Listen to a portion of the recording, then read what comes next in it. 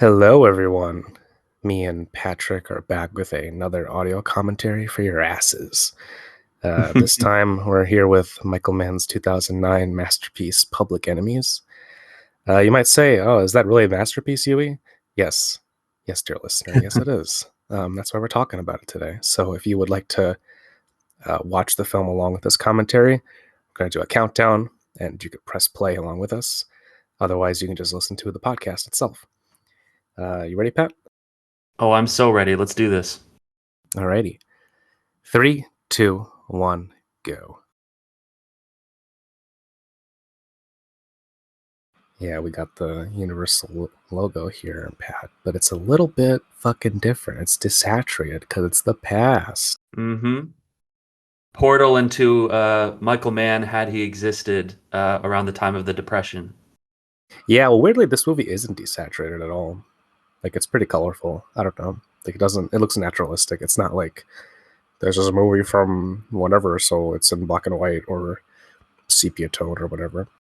Yeah, that's what I would call. I mean, the primary character of the movie is this new visual style, and it's Mann reuniting with Dante Spinati and a lot of his Heat collaborators, actually, but done in his digital period. Yes, I mean, well, let's not forget L.A. Goldenthal, who, like, the score for this movie, holy shit. Like, Yeah, it's I wonderful. love all the motifs he has for this. Yeah, I mean, this opening, you just, like, it, it's interesting how, like, Mann's movies just get more and more accelerated. Like, there's just no time to establish anything. Like, it's just, you're in media res constantly. Um, and especially with this movie, it's almost like you're not introduced to any of the characters. You just see them in action. You're just thrown into what they're doing. And, uh, in a very, like, kind of like Howard Hawks, Raoul Walsh way, they're defined by, what they do. And only later do you get them, talking about themselves in that way. I remember at the time I was just blown away by like the earth tones and kind of like the concrete, just brutal structures on the ground, and then these vivid skies stretching out into infinity above them. The billowy clouds and everything, and yeah, it's a wonderful image. Well, the fact that, like, so much of this movie is shot in handheld, and, like, it just has this really weird immediate feeling for a period piece. Like, the digital ghostly after images that you have when people walk around, and the scenes in the darkness where you have the way that the light just, like, it's almost yeah, I guess ghostly is the word, but, like, there's an eeriness to the way this movie looks that you don't quite get with, when they try to make digital look like celluloid. And when you have something that's, like, a little bit more classically drawn, like, Mann's just like, no, like, you're in this time. There's none of this fussiness about, like, oh, remember in the good old times in the past. And, like, he just is like, no, fuck it, here you go, you're in the prison and you're breaking out. Right, no nostalgia for the period, and I wanted to point out there was this long close-up we just saw of Walter Dietrich, who is Dillinger's mentor, and spoiler alert, he doesn't make it too far into this film or into this video, but great face, looks like a guy who would have mentored all these hard asses. Oh yeah, yeah. I uh so I tried to read the book that this is based on, which is kind of like this historical catalog of, this very short period in the early 30s. And I got about halfway through, and it was like a decent book. But can I tell you, like, with some of these, like, historical, I don't know, it wasn't like true crime, but it was kind of in that way. It was like, and then so and so did this, and then blah blah blah did that, and then in historical terms, this is what was happening in Germany or whatever. Like, just like, I don't know. Like, to me, I was Yeah, reading that right. book and I got halfway through and I was like, like, I don't fall asleep to anything, but I do fall asleep to, like, nonfiction books sometimes because it's like reading Wikipedia at a certain point. Right. Well, it's what you were reading was Public Enemies, absent the painter's touch, absent, Yeah, well, the exactly, yeah. yeah. Also, I think absent the romance, like, it's like the book itself doesn't have this admiration that man has for the kind of the reckless, fleeting way of life that these people represent. Like, it's very much more just like, these were guys and they did a thing. And um, I think, man, when he tackles these historical subjects, like Last of the Mohicans, right? That's based off of a fictional work, but it's almost like he works from the opposite end. So if it's like if it's a romance story like Last of the Mohicans, it's like he overloads that with like technical historical factoids and details. Whereas with this, when he's like got all the details, he adds the romance, right? So he just adds, whatever he feels is necessary for the story. Right, he sort of levels it off. And I think starting the movie with such hard scrabble environment and kind of just showing like the soup that these characters emerged from, it clarifies their actions a little bit later on and why, they're willing to really take anybody with them. They're not going to go back into the box if they can help Yeah, it. exactly. It's like you're living this life, and you know, like at no point or other do you want it to stop going. So you just try as much as you can to keep moving. And the minute that you stop moving is, literally the minute in this movie when he looks back is the minute that he gets iced. So I think there's some potent imagery there in terms of how you live your life as like these very dangerous. Oh my god, this shot is insane. Maybe yeah, it's my favorite in the movie, and they liked it so much they used it in the trailer. So I This mean, is they knew what they had. insane. Like the way that the oh my god, like the smile that he gives him before he just fucking lets go. It's just Yeah, it's the light terrifying. going out of his eyes. Yeah, It's it's so fucking haunting. Um, yeah, shit. just See, like, beautiful. but that just sets the tone for the entire movie. It's like, in another movie, you'd have like, oh, they escape and it's all fucking cool and cool beans and they're so slick and awesome or whatever.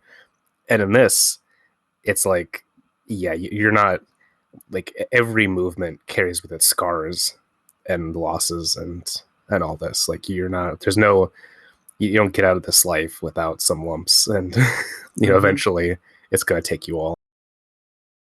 I love the total deference too that everybody in the car has to Dillinger. They established the shorthand fairly quickly. Yeah, exactly. Dude, okay, Uh, like, do you see how quickly man moves the camera? Do you fucking see how quickly he moves that shit? It's nuts. Like when he closes the door, like the camera, like it like snaps. Not exactly with the door, but it's so quick. Like, and it's not on a rig. It's like fucking handheld. Like I don't mhm. understand how man gets some of these shots. Like, there's so many parts of this movie where he'll have the camera like over someone's shoulder, and the person moves so quick that you almost can't register what happens to them. And I Mhm. think it took me a few times to watch this movie because I liked it from the beginning. And, it's one of my favorite man movies. But I think it's like everything that happens is just so fucking quick, and nothing is really explained to you. And it takes a lot to like you have to rewatch it in order to pick up on like what the fuck is actually like what are they doing, where are they going, who knows what's Right, happening with classic man this. stuff. Yeah. Yeah. I mean, because it's like it's not incoherent, but it's so stripped back that you almost have to like you got to put in some work to follow the movie, but which makes it rewarding though. Yeah, I love all these like he's like framing all these scenes in like the midwestern townhouse, like against the sky. It's very like Terrence Malick in a way. Yeah. And the vibe overall of this film, I would say, is you've got all the Hollywood bells and whistles. You got the giant filmmaking apparatus, but it feels very small in the immediate way that it's filmed, and the handheld, and it's like an interloper, kind of like filming the movie within the infrastructure that's typically used for like these period pieces. Well, I think something that characterizes period pieces in Hollywood is usually a degree of fussiness and kind of self-regard for what they're depicting. It's very much Hmm. like, okay, we have to make this respectable, or we have to do a revisionist take, or like whatever, right? There has to be kind of a acknowledgement of history as a force, which this doesn't do. Like you said, there's a layer of gloss that's removed, and I think that's what makes it like very unique, even for a man's filmography. Because Last of the Mohicans, that does have a degree of that gloss, I think, in some ways. And this just feels like I don't know, like you It have could have some of these happened like earlier today. Yeah. yeah, very much so. Like it's almost documentary in some parts because man just shoots everything with such an uncompromising sense of naturalism. Like this whole bit right here, the way that you look at these trees in this orchard, it's like so like the level of detail in the frame is overwhelming. Uh, Yeah, oh, I and saw you yeah, like post this a is screen grab. yeah, and this early bit, early Channing Tatum before he was Magic Mike, he was Yeah, Pretty this is Boy all he Floyd. gets. We get to see him return in a mugshot a little bit later, but yeah, I mean all they get is this little snapshot for this interaction between Purvis and Pretty Boy Floyd. But I got to credit Bale for making us feel how much this exchange haunts him through the rest of the film. Like when Dillinger brings it up to him, you can see that like gut shooting a guy, he'll go to the press conference, but I think that it gets under his skin for sure because he's just a kid. It's just baby Channing Tatum. Yeah, and I think when people think about this movie, they're like, oh, well, this is just like the worst version of Heat that man made, which I don't think it is that at all, really. Because I think the way this movie was sold is, it's like a two-hander, Bale and Depp, right? Well, it's And you more of a had that. romance. Well, it is more of a romance, and I think the Bale character is a lot more, I think, complicated and reserved than the analogous character that Pacino plays in Heat, right? Like Bale is much more of, like you said, it's like he's kind of the opposite of that character. He's like, I'm not in this for the thrills. Like, this is a fucking job, and I'm not really prepared to do what it takes to actually like catch these fast paced criminals, right?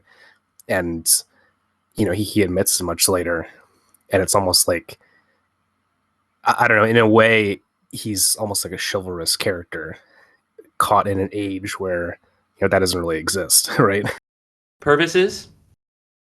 Yeah, Yeah, I mean, I Dillinger and Purvis are both being moded out by like the rapidly evolving both policing and the criminal superstructure, organized crime, and I would have liked for there to be a little bit more filling out of Purvis. Like I think that I wouldn't compare this to Heat, but I can see why people do because it's a lot of the same crew and it's some thematic overlap. But yeah, I was able to appreciate this a lot more once I kind of got Heat out of my head and looked at it as a distinct thing, which we really owe that to any movie, I think. It's its own beast. yeah. I mean, he does a lot more operatic and novelistic, which this really isn't. Like there's not a whole lot of like going in between characters in this. Like you're basically jumping from two sides, back and forth the entire film, and you don't get a lot of like, oh, but and then what's this guy doing over here? There's not really that. Oh, I love this bit, them fucking the tracking shot of them walking up the bank Oh stairs. yes. Now, apparently, this is like a real bank somewhere in Illinois. I don't know where the fuck it is, but like it looks cool as shit. Right. Well, I believe just as with Little Bohemia, the big shootout later in the film, I think that like Mann loves to use the same locations for his historical dramas that the characters had used in real life. Like I mean, I think this may have been like the bank that Dillinger originally stuck up, and maybe they like they put some they obviously they would have had to put some dressing back in and stuff to make it look like it would have back in the day, but that shot of Dillinger whipping around into a close up, Right? Isn't looking out. Yeah, that like who the fuck else is doing filmmaking like that? Like it's so I don't like man. He shoves his camera so close to his actors that like whenever they have like a fast movement like that, it feels like you get whiplash from it. It almost reminds me of that bit in Point Break where you have the like where K Big shoots the foot chase scene. Like it's almost it's like realer yeah. than real. Like it's so you're like, okay, is this actually happening? Like, it just because it happens so quickly, and you have this handheld, and you're just like, okay, we're running now, and like so much of this movie just feels like constant running. When Chris Hairless in Heat first sees like Wes Studi and McKelty Williamson running up on him at the bank robbery and just starts gunning for them immediately without Yeah, just any fuck it. forewarning. That was a big deal for me when I was watching movies and just realizing that part of the tradecraft of guys like this would be just to like, if anybody gets in their way, that's their problem. And so, of course, the characters have the same ethos in this film. They just shoot first, ask questions later. I was really happy to see Steven Dorff return in this. I'm a big Blade fan. Yeah, man. I No, hadn't he seen him in a while. rules. I love him. Yeah, I wish You he know, was this in is more stuff. me too. And this movie will always be famous to manheads, of course, for like I guess John Bernthal auditioned for it, and Michael Mann was a real dick to him. Yeah, classic man story. Yeah, but I mean, like, how good? I mean, he must have really blown that audition, is all I can figure, because there's few like modern actors who look like they belong in this world more than like, Yeah, I mean, like you would just think that Bernthal would. I mean, I'm surprised Bernthal wasn't a part of like Den of Thieves or some shit. Like yeah. it felt like he deserved to be a part of like some Michael Mann ripoff movie, but just to my knowledge, it hasn't happened.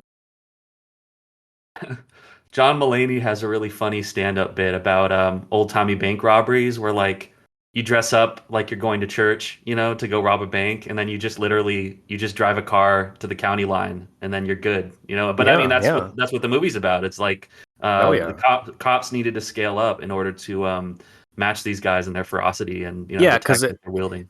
yeah, it's interesting the technology because the book goes into that quite a bit where you had like cars were affordable and fast enough, and like weapons weren't really regulated as much back then, so you just kind of had this perfect situation where it was still kind of like the Wild West rules that were in place, but the tech had like moved far past that. And so you had guys with like automatic rifles and machine guns and stuff who could get away in a flash, and they could just kind of run roughshod over anything because there's literally no system that could keep up with it. And I think right now we're seeing it's like the FBI kind of emerges, in addition to like hunting after uh, political enemies of the state like anarchists and communists and stuff. It becomes like a public relations thing to be like, oh well, we're gonna the like Dillinger and people like that are romanticized as as Robin Hoods, and we're gonna come in and basically create a whole apparatus of propaganda to make FBI men into like these new heroes. And it's so funny too because it's like I don't know if you ever look at like a list of pulp serials or I don't know, like like comic books from like the 30s and 40s, or like radio dramas, or even movies, right? There's so Yeah. much about it's like G-Men versus the Black Dragon, and like the G-Man strikes back, and like there's so much stuff about FBI agents. And I really do think a lot of it was informed by a certain array of propaganda that was created during this era, right? Because like you see in this movie, he's got the whole kids lined up, right? Like it's a Hitler Youth rally, and Yeah, yeah, the Junior putting G-Man. yeah, and putting badges on them and stuff, and it's like you realize he's creating a precedent to basically be like like this. This is not a new organization. This is an organization that's interested in staying around and exercising its power, and so you really unfortunately J. Edgar Hoover was a fucking maniac, but like also Yeah, he was pretty a cool very guy. crafty man. Yeah. Um, yeah, you see the building of the myth. Like, I mean, it's of course we understand why man would have been drawn to this, right? You get the building of the myth of cops and robbers, and then you get the actual technological infrastructure that they're building in order to building that capacity for the myth to persist. Billy Crudup, one of the great like heartthrobs who plays creepers. He's great at playing creepers. Yeah, wasn't he? Who did he play in Watchmen? Oh, he played Dr. Manhattan in a great Yes, performance. that's right. That's right. Around the same time, I think it might have been the same year, even Yeah, 2009, right? 2009. Yeah, that's right. Can you imagine? He was busy. Can you imagine like who am I playing? Doctor Manhattan and J. Edgar Hoover in this year. Which maybe there's a little overlap there. Hard to say. I well, stranger things could happen. Yeah, he's such a nerd. I know I still haven't seen the Clint Eastwood J. Edgar movie, but I'm looking forward to it. Yeah, it's I mean, I'll say this. I think it's like the text of that movie I think is pretty good. I must admit, I think the Leo of it all, I think it's a Too little bit strained, huh? dodgy. It's a little bit strange. It's a little uh yeah, to mention Point Break again, like watching Leo in that movie with the old man makeup. Like the young scenes are fine, right? He looks good. He looks, Uh-huh. like fine playing the younger, but I'm sorry. It's just when he's like it, to bring up Point Break, it's like he's wearing one of the bank robbing masks of the presidents, but Oh it's a yeah, J. yeah, Edgar Hoover mask, and you're just like, oof, man. Okay. I mean, you know me, right? I usually don't complain about that stuff in movies. Like I'm pretty yeah. generous with like effects work, and like I want to buy in, I want to believe it, but like that was one of those like I'm like okay, oof, this is not it. But whatever, people may have a different opinion. I have to watch it again. Maybe I'll be like, oh, this is actually. Who am I kidding? No, I won't. But the idea is nice, right? Now I've found the romance between Johnny Depp and Marion Cotillard in this incredibly moving. I think man knows how to bring it when it comes to like Yeah, it's so sweet. the soft heart at the center of movies like this. Well, what I like too is that it's completely earnest too. Like, there's no like. I think what the greatest appeal to me about Man is that like there's none of this like but aren't we like there's like when his characters fall in love, like they really fall in love. Like there's no like there's no contrivance about it. There's no kind of joking like, oh, aren't we too smart for this? Aren't we too clever? It's like like people interact and they cross paths once and like they see each other and they're like, okay, and now we will die for each other. And like it's I don't know. I think some people would say like that's a very naive view of handling relationships. But to me, I replace the word naive and I say it's cinematic. That's what it is, Pat.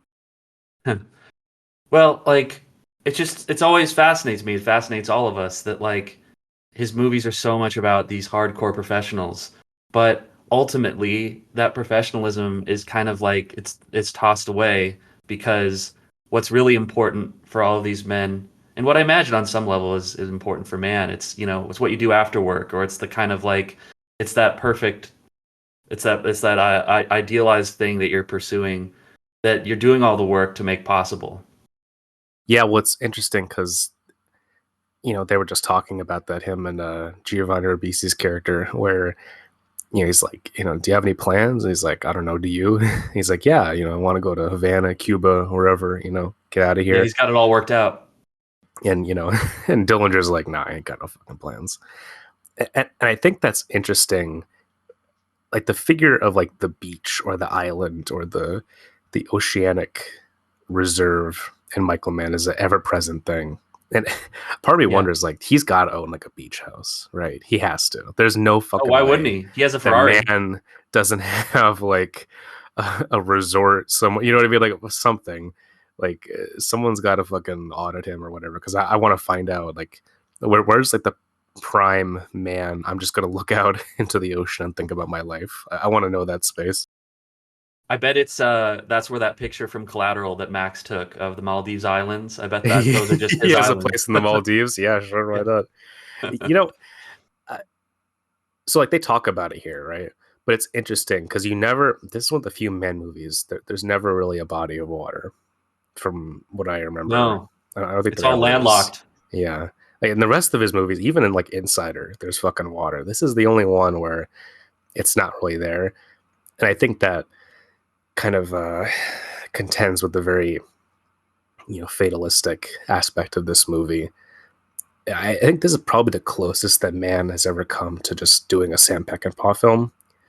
Uh, Hmm. it's I think it's very haunting in the way that Peckinpah's best work is, and man, like very much is influenced by Peckinpah as an artist and in his use of slow motion. And I think what's cool about this movie is that it's almost like man's use of slow mo evolves. Like you remember that part where they're taking the bank earlier, and there's that shot of him vaulting over the counter, right? Yes.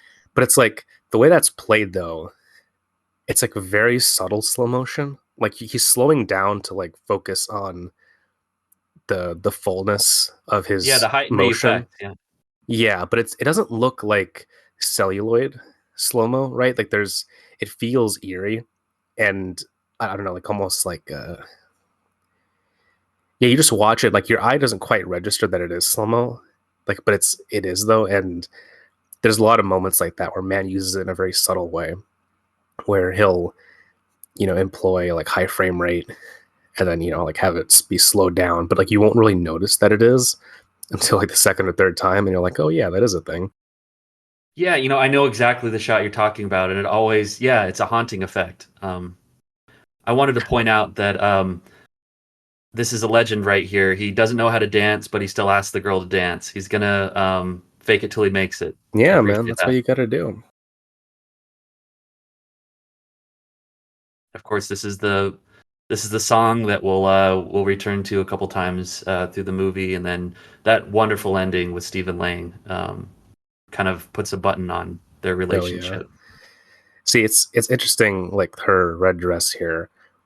There's a whole mythology around Billy Frechette where like like the lady in red kind of thing, and there's even a movie Oh, that's made about her, which is pretty good actually. I think it was made in like the early 70s. Yeah, I called didn't The know Lady in that. Red. And um yeah, like she's like kind of like the archetypal like gangster's girlfriend. I think there was a lot of publicity about her because like obviously she lived after Dillinger died. I think she was interviewed a lot, and a lot of people were like, they were interested in building up this whole thing and trying to figure out what his life was like with her and all that kind of stuff. For whatever reason, I'm just reminded of the scenes later on in the movie where she's being interrogated and stuff, like brutal stuff. Oh, I mean, like that's I mean, I think that shit is like the most harrowing stuff that man's ever filmed. It's really yeah, like terrifying. yeah, and I mean, I think, well, it's interesting because like a lot of these tough guy filmmakers, I mean, they hang out with a lot of cops. They try to document things from the side of the cops, but he's also critical of the state and the way that some of these instruments are deployed. Like he's nuanced about it. A lot to chew on. I mean, ultimately, I think man is more interested in his own fixations. And I think he uses his, I don't know, his relationship with certain technicians involved in law enforcement or whatever subject.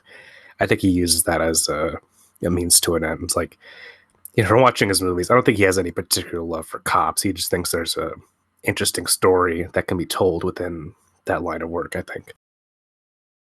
Yeah, right on. I agree with that. So we just Marion heard that a little Cotillard. bit, like the Elliot Goldenthal Oh score yeah. when they leave the table. It's so lush. It's so fucking lush. I love how like it's such a classical romantic score that it feels very at odds with the type of rough digital filmmaking. Like there's a tension there that's created that I like a lot. Yeah, and I think that was a criticism some people had is they wished that it would go further or they wanted it to kind of like I guess fully be something like Miami Vice, right? That's just like it's a modern style, no throwback at all. But I mean, over time, I think I've come to love this movie's particular flavor, where it's kind of like it juxtaposes some of the more classical stuff with this aggressive Yeah, I modern mean, well, visual if you look style. at like the Eisensteinian principles of cinema, I think you create meaning through contrast. And Yeah, like look, I mean, I love Miami Vice, as much as anyone does. That's a fucking kick-ass movie. But I do think that like Public Enemies and Black Cat 2 feel more like Miami Vice feels like it's like this is his first big digital movie.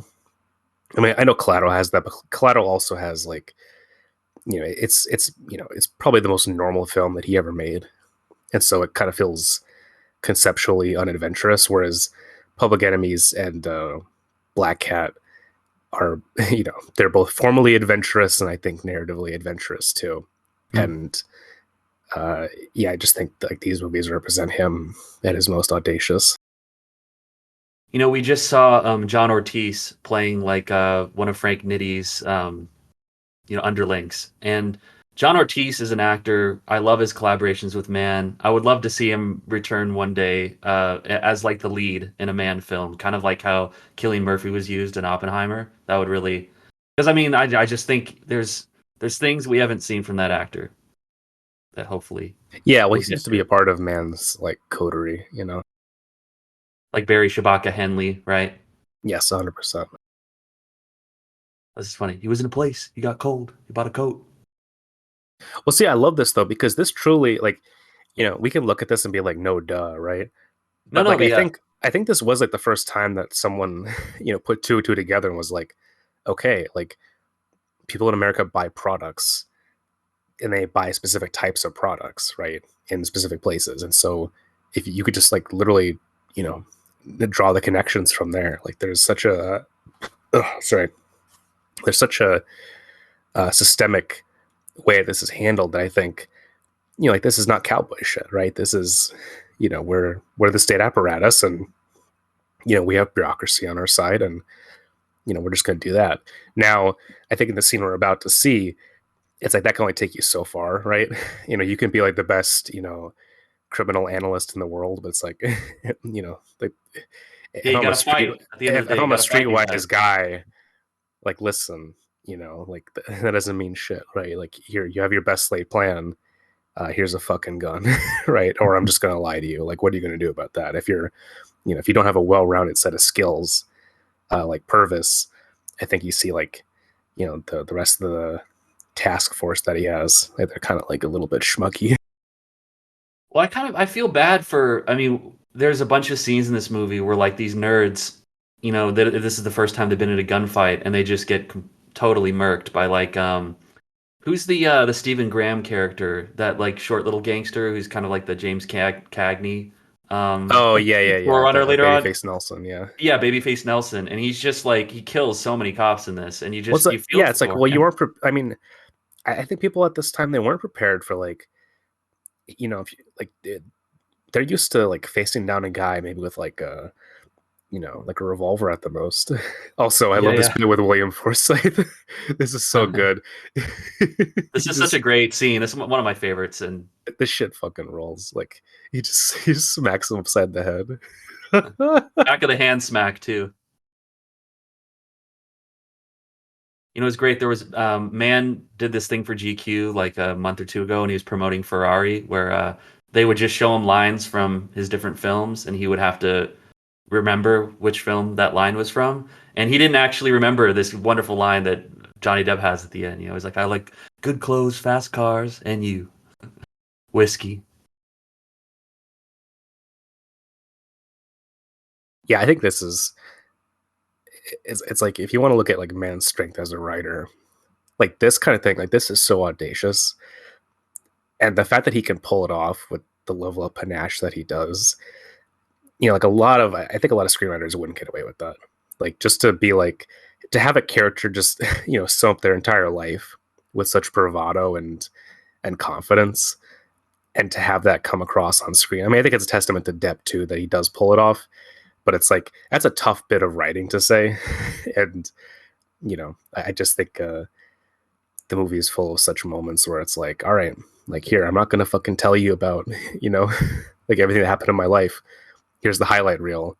We're going now, and it's and there's no fucking around. Yeah, and it would be in character for Dillinger to do that, right? I mean, he would Yeah, because like, just why would he? as What does yeah. what does he care about his past, right? He doesn't give a fuck. Yeah, and it's funny. This is a little bit neither here nor there, but I always thought with Public Enemies, like and Johnny Depp, that this would be like one of the man leading men who was probably wasn't always on time in the morning, and I wonder how that all went. He's like the rock star actor, Captain Jack Sparrow, and this is very much like on a different wavelength. This character than See we were though, seeing him play I around that I, I time. wonder though. This is like, yeah, this must have been filmed in '08. I think this is like right before the Depp lazy era starts. I think this is like truly the last performance It would where need he to be. really is 100% committed and he's doing the work. I mean, I think he's great in this. I mean, like Depp's okay. Like for anyone listening, like Johnny Depp is obviously a piece of shit. Like we have no illusions about that. But Hmm. for the performances that he did give that are genuinely great, it's like the Pirates movies, and by that I mean 1 through 3, and in this, I don't think much of it can be disputed really. Like when he was on, I think he was very much on, and yeah, unfortunately, I think this was the last time that that ever happened. Uh, I don't know why. Maybe it was the experience of working with man, but yeah, I don't know. Well, I But get the sense I'd heard that he wanted to play Dillinger for a while before this movie came along, this particular project, and that makes sense. I mean, this John Dillinger would be the type of character that Johnny Depp earlier on would have been obsessed with. yeah,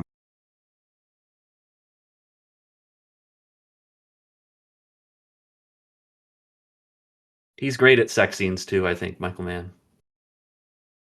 Just, well, really like I'm just firing these up all the time.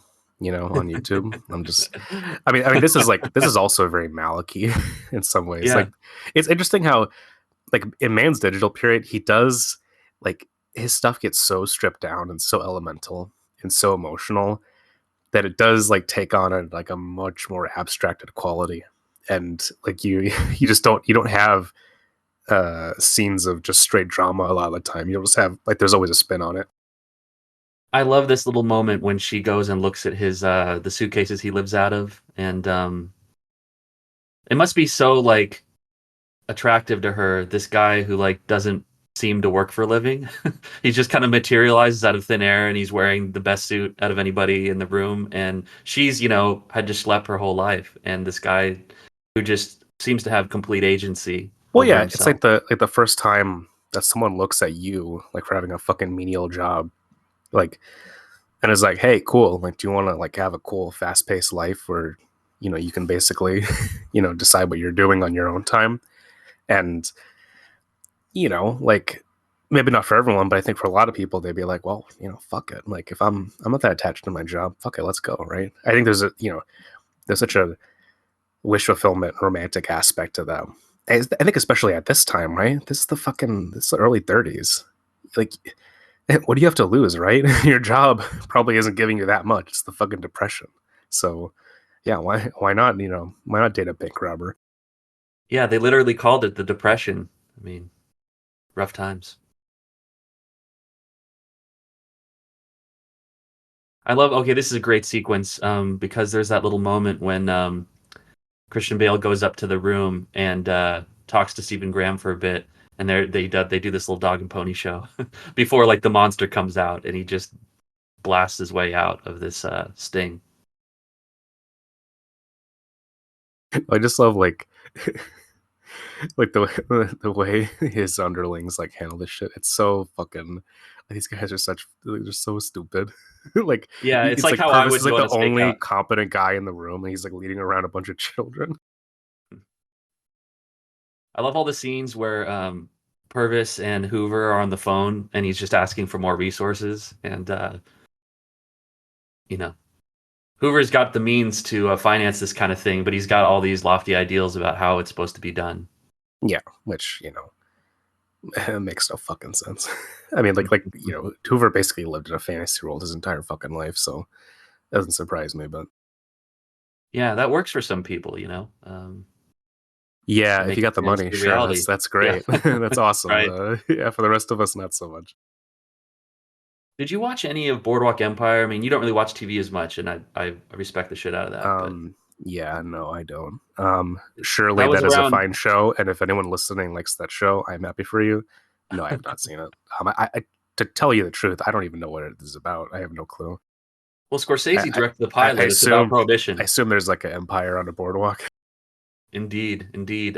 He plays Al Capone in that show. Martin Scorsese directed the pilot. And yeah, it was a lot of the same. I'm guessing like the same resources to make this film were used for that show.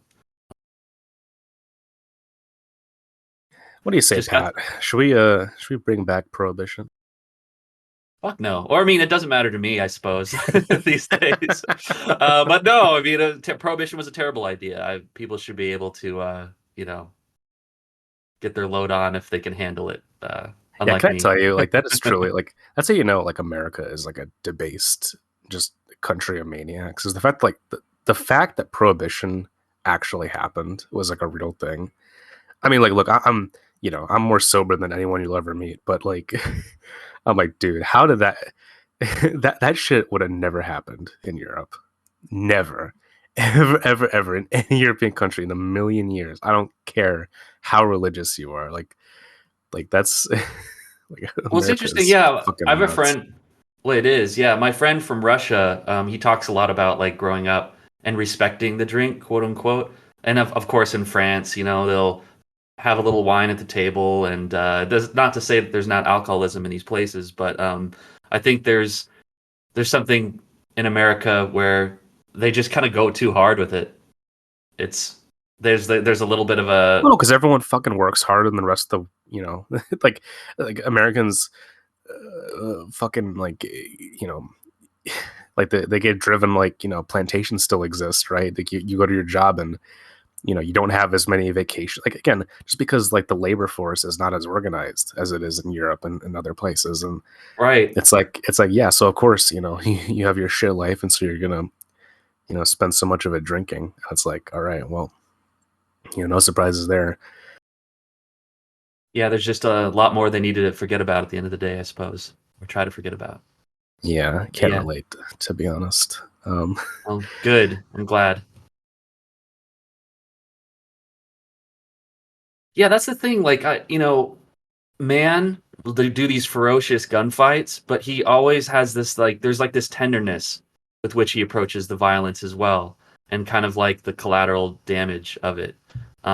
There's like it's I don't know, it's a weird juxtaposition because like there's a fetishization of like the violence, but also like an empathy towards those that are on the receiving end I of it. don't, I wouldn't say he fetishizes it as much as I think he respects the technique and the process that goes into executing it at a high level, right? It's like, if you're going to be a good bank robber, like you have a certain approach to what you're doing. You've thought about it. It's your job, right? So you're treating it with a degree of intelligence. And I think that's what man is interested in. He's interested in the applied resourcefulness and ingenuity that certain jobs take. And I think the violence for him is always like, he very much frequently lingers on, like the faces and the hands and the dying eyes of people. Mm-hmm. And I just think, like that's the part that is affecting to him. He doesn't, like there's squibs in his movies, but like it's not like he's not doing like the peck and paw thing of like fucking watch this guy bleed all over everyone. He's not doing that. Like there's a Right. I I don't want to say suppose he he's could push it tasteful, further. but I think he's more removed from it. Yeah, you make a good point. These three guys walk in through the front door, single file. You're like, oh yeah, these guys robbed the bank. Yeah, well, it's just awesome because they just like literally okay, and that little jump cut that he does there, Yeah. I love that shit because it's timed exactly when he's like swiveling his arms. Like like that to me, that's how confident of a filmmaker the man is that he never uses jump cuts. At Mhm. least as far as I can remember. I can't remember the last time. I don't think he ever does that, but he just throws it in there just to accelerate the scene a little bit and make it snappy. And I don't know, like to me that's like the little touch that like separates the great filmmakers from the ones who just apply the same thing over and over again. Like man will just be like, hey, well, here you go, let's throw this in there too. I How been type can I get the job done? yes, he just keeps repeating it. I cannot hear you. But I been talking to more friends of mine that edit, and they edit scripted, film and TV. And I've been trying to level up my skill set to be able to do more scripted stuff because I've worked in post production on a lot of like corporate stuff, and I've done like some reality TV. And I think part of my like eagerness to do that came from reading that Man interview where he talks about editing Ferrari, and I'm just reminded of like how specifically you can mold these moments like this in the sound and in the picture, And Oh yeah, you got to tackle every single thing as it's like its own absolutely, unique process. So hold on, I love this fucking bit when you got yes, Stephen Lang and Don fucking Fry rolling up like it's Once Upon a Time in the West on a steam train. Like it's such a badass fucking scene. And like, do you know who Don Fry is? He's the guy with I the big I mustache right I next to him. don't. But you know what? There's the name is familiar. You're gonna tell me, and it's gonna knock my Yeah, socks off so the ground. well, you're not gonna know this, but like he plays like basically like one of the main characters in Godzilla Final Wars, which was Nice. like the 50th anniversary Godzilla movie, and is like he plays like the captain of like a warship that's like designed to kill Godzilla, and he fucking like he has like a huge ass trench coat. I mean, he was like a wrestler, I think. And he fucking has like this ridiculous like katana that he has with like it's an incredible role, and like I fucking love that movie. And so What's the katana for? because he's just slicing up aliens, like you know what I mean? Okay, He's just I being a was just wondering if badass. he, is he trying to fight Godzilla with the katana? Because that would be pretty No, cool. because like there's like an alien invasion, and so like he fights Uh, them with like there's like a bunch of mutants too. It's hard to explain, but he's awesome in that movie. And so when I saw him in this, I was like, my man has done good. I just love how like I mean this Michael Mann has an impeccable eye for casting, but this movie like every like minor bit is filled with some cool person or another. You know, it's like when we talked about the Channing Tatum thing, right? It's like Channing Tatum wasn't a big figure at this point, but it's so cool in retrospect to have him, you know, play that character at the beginning. You know, it just feels like no part is wasted. right. Well, you mean you're working on this level, and not only are you aware of, um, the strongest people in the field at the moment, but like who's coming down the pike, like who's going to be big next. And I think like Channing Tatum, one scene Channing Tatum was just about to become a phenomenon. Oh, I wanted to point out too. It occurred to me that Stephen Lang, he plays, the magical John Woo, U.S. Marshal in this one, Hey, but he yeah, was he's so badass. he was also in Manhunter, like at the That's beginning of right. Man's That's right. career Bringing it as back. Freddie Lounds. Yeah, so I mean, and like transformed really between these two films. He was in Avatar, I think, the first Avatar around this time. That's right. Yeah, Stephen Lang fucking rules. He's the I best. mean, like I'm not, you know, the Avatar films are what they are, but I Yeah. will say his performance in them is like unmatched, impeccable. Well, yeah. I mean, I think it's hard to imagine them without him. Oh shit! You know what? He was in that Jason Momoa Conan the Barbarian movie that I've never seen. Oh, Fuck, he's the he's in bad guy, that. right? He is he? I don't know, maybe, but like, fuck, I need to see that shit now. Yeah, I mean, I didn't watch it when it came out because nobody seemed to like it. But why Yeah, should I let well, that keep me away? yeah, I might have some. I mean, I'm a big fan of the story, so maybe it's closer to those than the Arnie movie is. Now, I just love that people have the cream colored suit and they have the dark colored suit. There's Yeah. literally a suit for every occasion.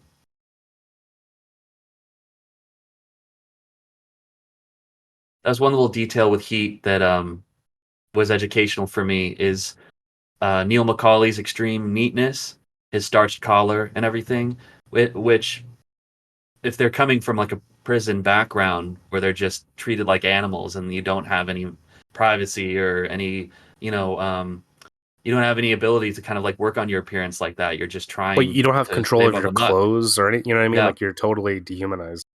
exactly. And so Dillinger's extreme neatness, it would spring from the same place, right? He's now that he's on the outside, hell, I'm going to take that extra, 20, 30 minutes in the morning to do the pomade and get a Oh, you extra know nice what shave. depths? You know his glasses in this, like the red tinted glasses that he has, remind me of. What? You know, what is it? In, Francis Ford Coppola's Dracula. Oh, Uh, yes. like when like Dracula, like when he gets his like youth back, Right, like it's when like, he "Do you want to see the arrives at cinematograph?" yeah, like but you know the glasses that he has, it's the same fucking type. I think those might be a little bit more square or whatever, but like I don't know, like the red shades. I don't like see anyone doing that outside of steampunk cosplayers these days. So maybe we got to bring it back. Well, I mean, that's how there's just some people that can, like, pull off bold looks like that. Like, Well, I Somebody just was wonder reminded. when it went out of style, or if it ever was. I don't know. That's a good question. This looks like a fun way to spend an afternoon. Like how he calls his penis Prince Albert. Yeah, yeah. I wonder what that's about. Get on in here, both of you. Guys, I just love how fucking immediate this shit is. Where Yeah. literally, like, he just turns around and then boom, whoosh, they fucking walk up.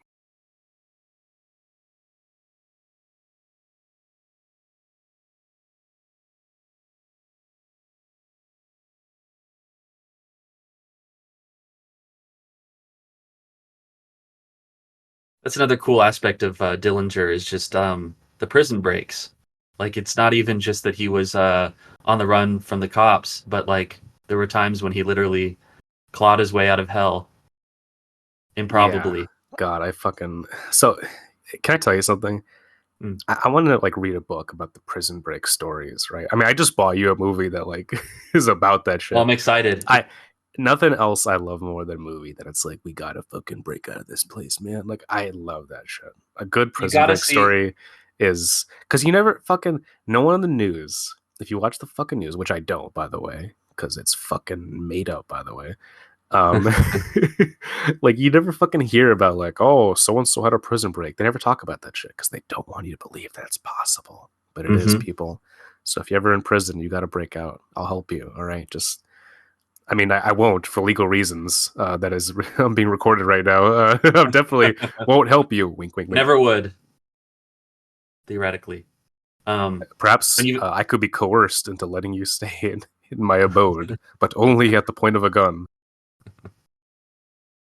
whenever you visit California, you gotta go to San Francisco and do the Alcatraz tour because they've still got it all set up with like the the fake bodies and under the blankets and everything that they use to kind of like fool the guards and everything. You love it. See, I think this scene is like when people compare this movie to Heat. I think they kind of think of this scene when you have Yeah, like they want the it to two be the big coffee actors. shop.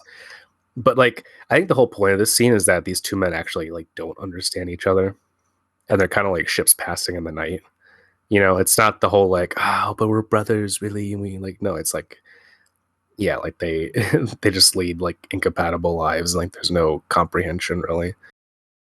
Well, you know what's striking me about this is that Purvis kind of wants to see three dimensionally into Dillinger, I think, in this moment. But Dillinger just has no respect for Purvis and what he represents, and he's trying to just kind of peacock in front of him. Yeah, yeah, basically, because like it's like a desk guy. Like it's like you're fucking interviewing a rock star, right? Like there's nothing in common. Like it's like, okay, cops and robbers, sure, but it's like you are a fucking like pencil pusher at the end of the day. And like, sure, great, you called me, but you didn't do it yourself. You fucking have an organization that's like enabling. You know what I mean? It's not the Yeah. old school like I'm the sheriff and you're the outlaw and I use my skill or whatever. Like the FBI is a bunch of fucking bureaucrats. That's what they do. There's Mhm. no nobility in them. There's no like, I mean, like in this whole movie, they actually have to hire a bunch of fucking like the old school like marshals and cowboys to fucking actually get shit done. And Mhm. so I think it's like, like when we speak about like the man perspective, I just don't think man has any respect for the fucking like the whole bureaucratic hullabaloo kind of nonsense. And you know, in my own perspective, neither do I. Like I'm just like, no, you're fucking get out of here. Don't talk to me. You're not you're not up to John Dillinger's caliber. Sorry, it's just not happening. This is the funniest line in the movie. It's like, why? There's absolutely nothing I want to do in Indiana. It's so good. Um, the closing text of the movie when they say that Melvin Purvis shot himself, like within a Yeah, it's couple like of of years course he of the did movie because he ending. fucking lived a worthless life. Like it's like, you're essentially like a fascist goon, right? You created Right. like an American fascist organization with the FBI. That's what it was. It gives the rewatches of the movie something, I think, adding that in there because I was not aware of that bit of Yeah, history. you realize like I think over the course of this movie he understands like that he's a part of something that's actually pretty fucking shitty, and that he's a functionary of that shittiness. Now Oh this my god, I sequence, love this yeah, bit with the flares. All this looks incredible. Like, oh my god, right? Like holy shit. I mean, look at all this though. Like, there's no really. I don't. Is there any CG in this movie? Like any? Like I don't. Maybe, but like all this. Like, look, it's a real plane. It's real. You know what I mean? Like all this shit is so tactile and real.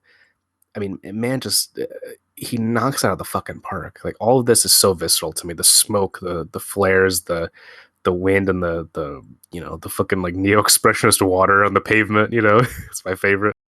My personal favorite shot from this sequence is the one from just behind Dillinger's ear, where he lifts his handcuffed hands up and waves out the window to the passersby. It's so Like, good. I love, he does a shot in Collateral when you first meet Vincent at the airport, and you're just kind of like hugging the side of Vincent's head, with all these like LAX travelers swarming out of focus around him, and then also with Wygand leaving Brown and Williamson at the beginning of The Insider, and Yeah, I think that's like the particular man type shot. He loves like sticking his camera like right up behind someone's shoulder or behind their ear, or like he wants to like get inside their head, but he yeah, can't. makes us them. But he Yeah, doesn't do like a POV. You know what I mean? Like he doesn't fake that the camera is their perspective, really. He much prefers to be like, no, I need to get as close to you as I can, but I still need to like remain behind you so that not that it's like objectivity or whatever, but I think he's interested in the tension that creates between the camera and the subject. right on. Yeah. So here's the shot. I love it. His little hands come up. I mean, look at this nighttime stuff with the lights in the background. It looks like fucking Collateral, dude. Like this is the no other fucking movie like embraces the digital look like this. Like there's some parts of this movie where it's shot at night. It looks like David Lynch's Inland Empire. It's just so it's so pitch black. I'm like I Yeah, can't the fucking gains see kind of anything. cranked up. Yeah.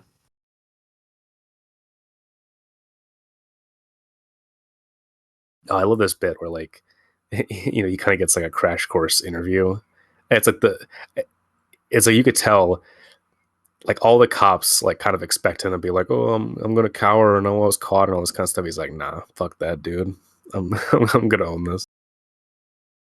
So lame that like the kind of like the folk hero that's a crook that we have today is like Donald Trump, I guess. But we had No, like a no, he's not a badass bank folk robber back hero. then. You're kidding me, To dude. some, He's no, no, no, no, no, no, not to no. me, Look, but okay, a folk hero actually has to come from the folk. You know what I mean? Like, all right, that's a little bit fucking fascist sounding, but you know what I mean, right? It's like the hero, the common man, has to at one point be a common man, right? Like the Donald Trump was like he was always the scion of a bunch of rich hey, fucks. all he had was a small loan of $5 million to get Right. started. Oh my Okay, God. The smallest loan. Yeah. Wow. but No, it's all I'm like I saying, mean, from yeah, what I remember of the book, it's like yeah, Dillinger, like he was a fucking hard scrabble kid from Indiana. Like he was just literally a nobody, and he fucking like spent most of his life in jail.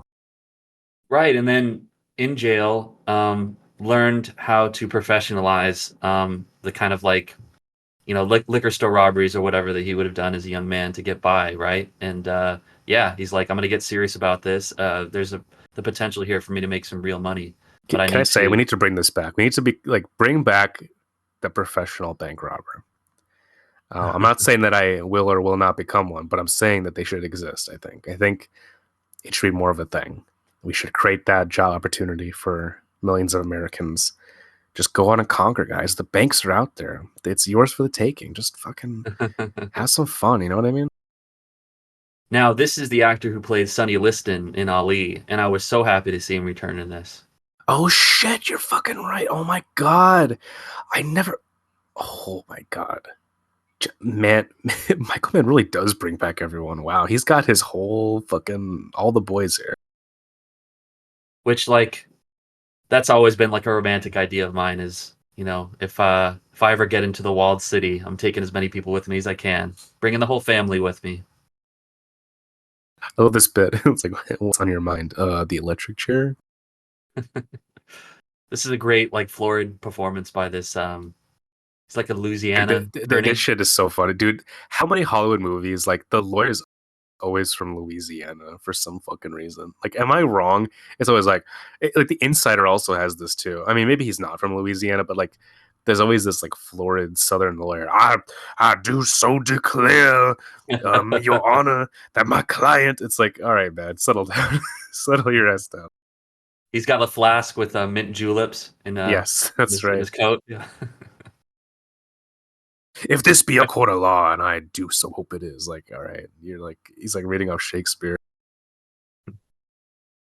And then he's always contrasted with like some dorky lawyers, like, well, actually, according to the rules of the penitentiary of Indiana, it's like, shut the fuck up, dude. And like, he's just talking over him. Mm. I And of love this course, bit too, where like he like memes them into like keeping him.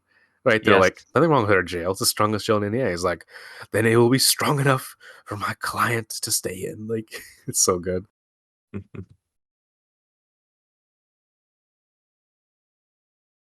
Then the longer that he embarrasses them, the kind of like more the more that it's just like it's set in stone that he's going to get shot like 1,000 times.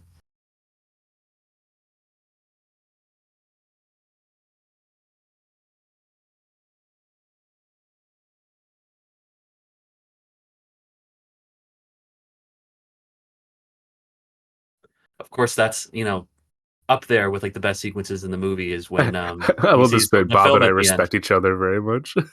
Right. Yeah, watch out or he'll be putting his arm around you too.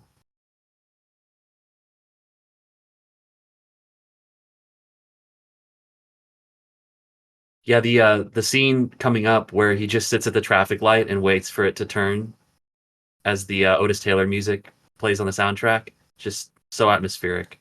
I love it. That's the other thing is like bringing some. There is some like period pop music or pop music that seems like it would be of the period Yeah, I have that man the brings in. soundtrack and the It's score for great. this movie.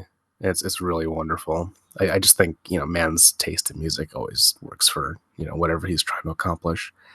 Um, I need to fucking get a copy of the Insider score because that's another great one. The Lisa Gerard her just wailing in the background while fucking Al Yeah. Pacino is on the beach calling on his cell phone. Now was Insider was before Gladiator, I believe, right? Because of course Yes, Lisa well, that's Gerard and funny. It's like Mann was like already on top of that. I just find it hilarious that like Michael Mann was listening to like Dead Can Dance or whatever. It's just an amazing thought for me. well, that's like the unspoken responsibility of like filmmakers like this is they just have to cast the widest net possible. If you're not filling your mind with like all of the Bunch raw of matter stuff. to Yeah, be repurposed to make these movies, right? Then the movies are not going to be that interesting. I just love how he has this whole bit with the fake gun. It's perfect. Yeah, and I love the line that one of the guards says at the end, it's just like that wasn't a real gun, was it? It's like nah, it wasn't.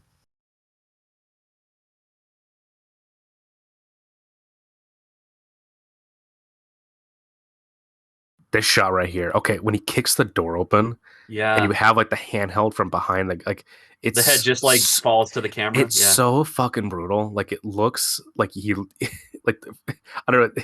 It's like if you told me that he snapped that guy's neck, I would have fucking believed it because it's so intense to watch.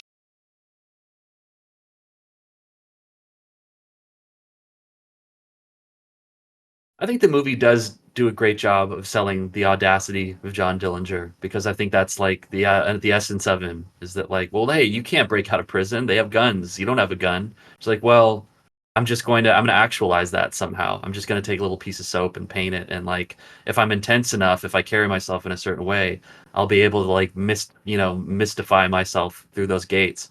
And he turned out to be right.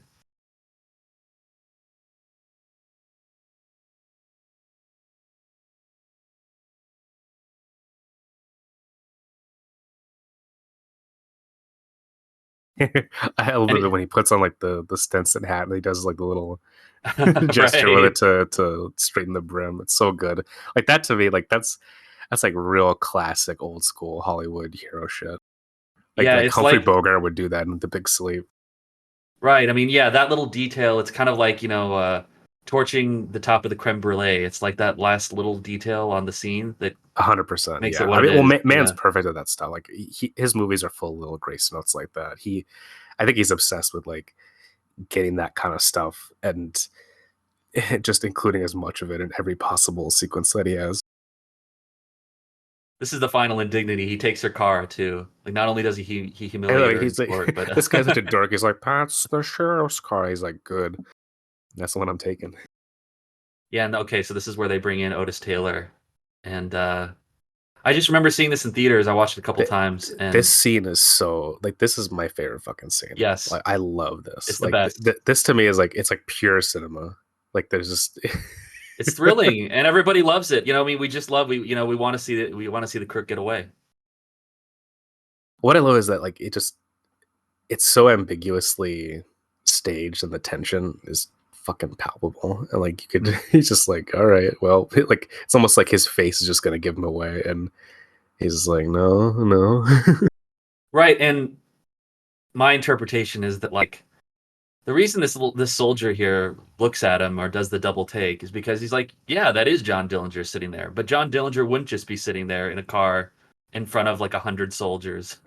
Like If you it's the audacity that gets him through it. exactly okay there's some like shots here I don't know if you saw them before like the digital is so insane like Michael Mann has it cranked up so fucking high where like you look at the sky outside compared to like inside the car and the sky looks like it's completely like bright blue.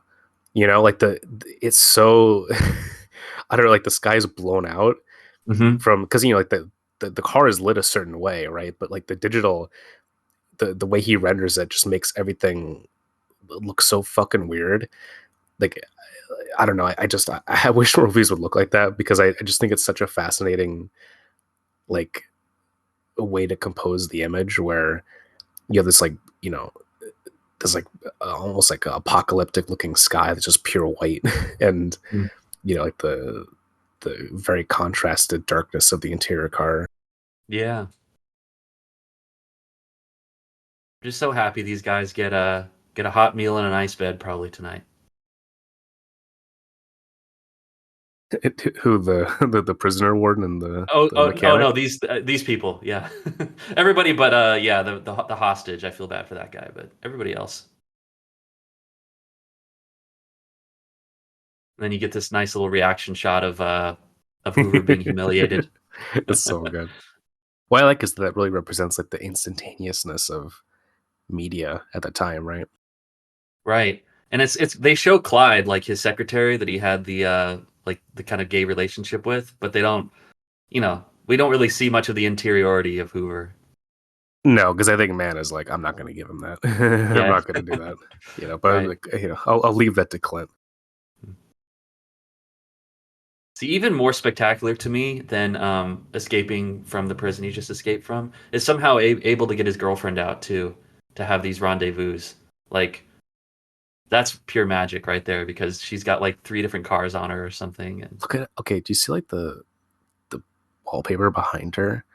Look at how yeah. fucking detailed that shit is. Like the digital makes it look so crisp. Like you can, it's almost like you could feel the image with how crisp it is. Like like there's some, I don't know, like there's something very visceral to that to me where you have like the way the wallpaper is like lit and you can, it's like you could run your hand over it and feel that texture. And I don't know, like maybe this is fucking bizarre, but like I just love details like that. Like this shot too. Look at this, right? Like you just see the monotony of the texture. Hmm. It's very interesting. Well, yeah, and it's also like it's a texture that it's unusual to our modern eyes because everything's been plastered over and repainted and like that it's Well, in I those mean, tactile details okay, that we're taken okay, back. Patrick. What you're really saying is that no, no indoor house now has taste the way that does. Yeah, pretty much, yeah. But I really respect what you're after with. I mean, you did that great review of The Spirit, and a movie which nobody liked when it first came out. It was completely ostracized. But like, using digital, right? But Yeah, like which came out around the finding same time as this.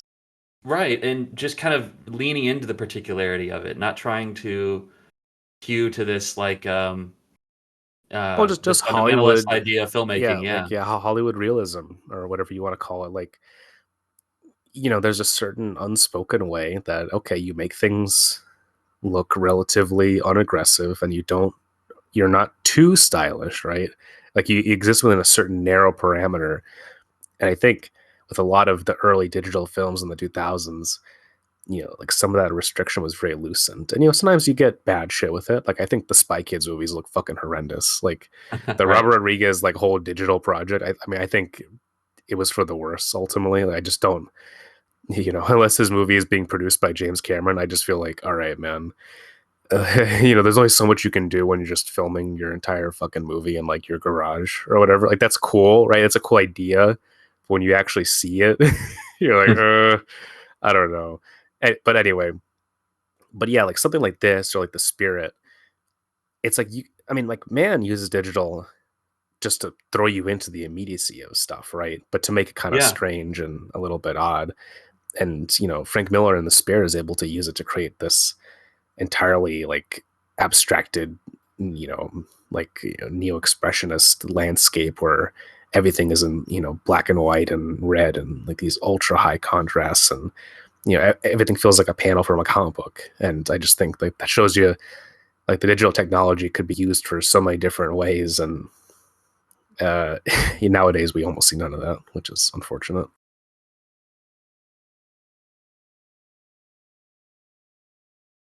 Now this is John Ortiz's little monologue about how well organized crime is doing with the bookmaking, as opposed to whatever Dillinger and his crew are able to pull off in a heist every once in a while.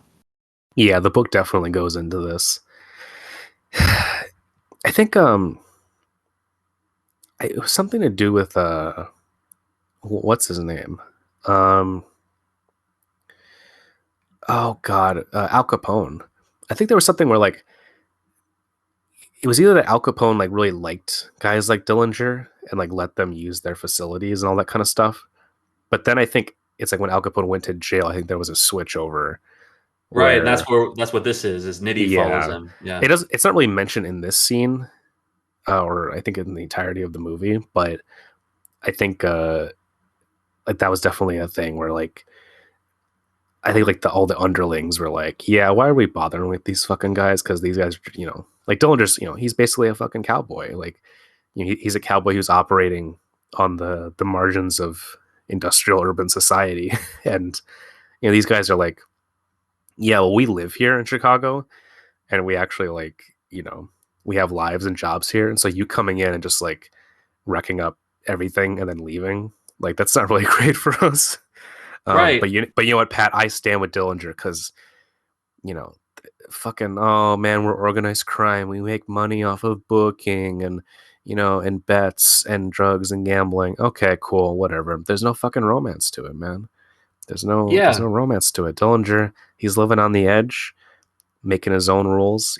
Just living his best life. Hanging out with Marion Cotillard. Like it fucking rules, right? Like I don't know, like that to me, I'm like, all right, that's the real shit. Like if you if you're just gonna become a career criminal, it's not like, oh, I sit behind a desk and I blah blah blah. No, like you can fucking do that anywhere. All right, like go all the way, right? Well, and Dillinger's bothering all the right people. Like, he's disrupting a status quo where there's a lot of people starving. And I'm not saying that he's you know, um, he's not a true populist figure who's going to lift any of these people up. He's enriching himself. But like, what I hear from John Ortiz in that scene, and then from Hoover, there's just kind of arrangement. There's an arrangement that they want to create between crime and policing. That's yeah, that doesn't interrupt well-to-do businessmen, right? Making their Yeah, dollars. because that's ultimately what they are, right? That's what they want to be. Um, so I love this.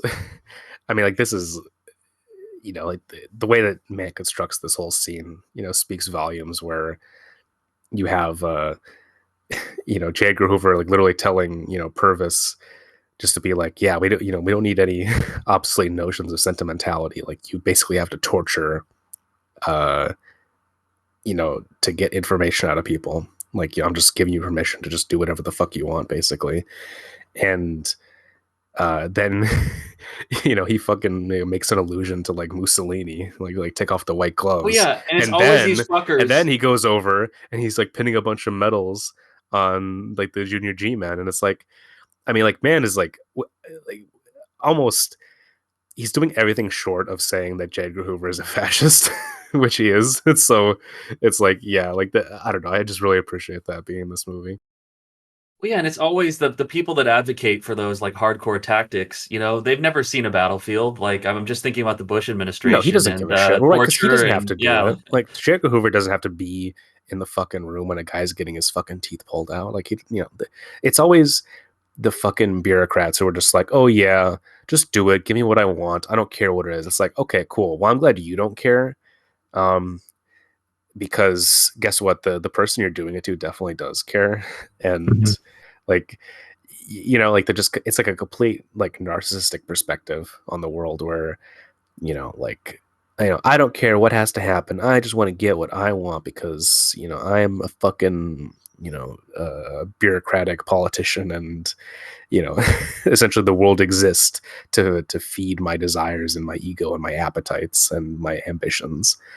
And that was the whole Hoover thing, right? It's like he created this whole organization just to essentially feed his paranoia and his desire for control. Yeah, it doesn't have to make sense. It just needs to reflect my imagination, right? That's the Right, idea. exactly. Like, oh, who cares about ethics? That's all abstract. And it's like, okay, well, that's really convenient for you.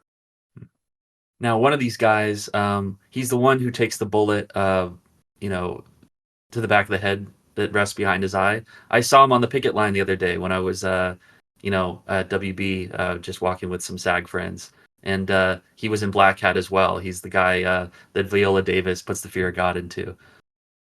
But he's like, yeah, he's another member of the repertoire. Great face. Oh shit, yeah. Wow, what's fucking That guy, him? yeah. Yeah. See though, like this is like the classic, like, I don't know. It's like when you get desperate. Like he says it earlier in the movie, it's like, it's not good to work with people when they're desperate. And like here's working with Babyface Nelson. It's like, all right, it's fucking over. Like to Yeah, be honest, the Mr. like Blonde of the group. Yeah. yeah, 100%. I just like I don't know. Like it's like in retrospect, if I could go back and like tell John Dillinger, I'm like, don't work with this motherfucker. Don't do it. Don't do it, man. That's a great archetype. The guy we never should have asked on this job. Yeah, what's I the love that. classic man thing too? It's like Waingro. Yeah. Oh, right. Of course.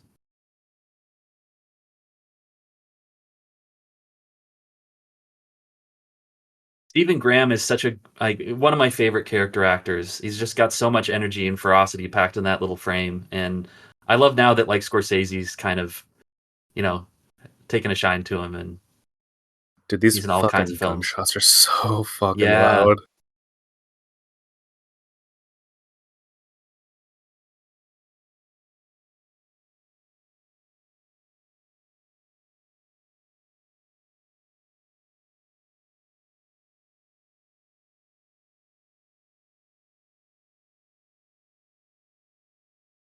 Watching this without sound, like it's painful to not hear the sound for a scene like this. I guess it allows you to focus on Whenever we the record visual these detail. commentaries, I always keep the sound really low. I don't eliminate it.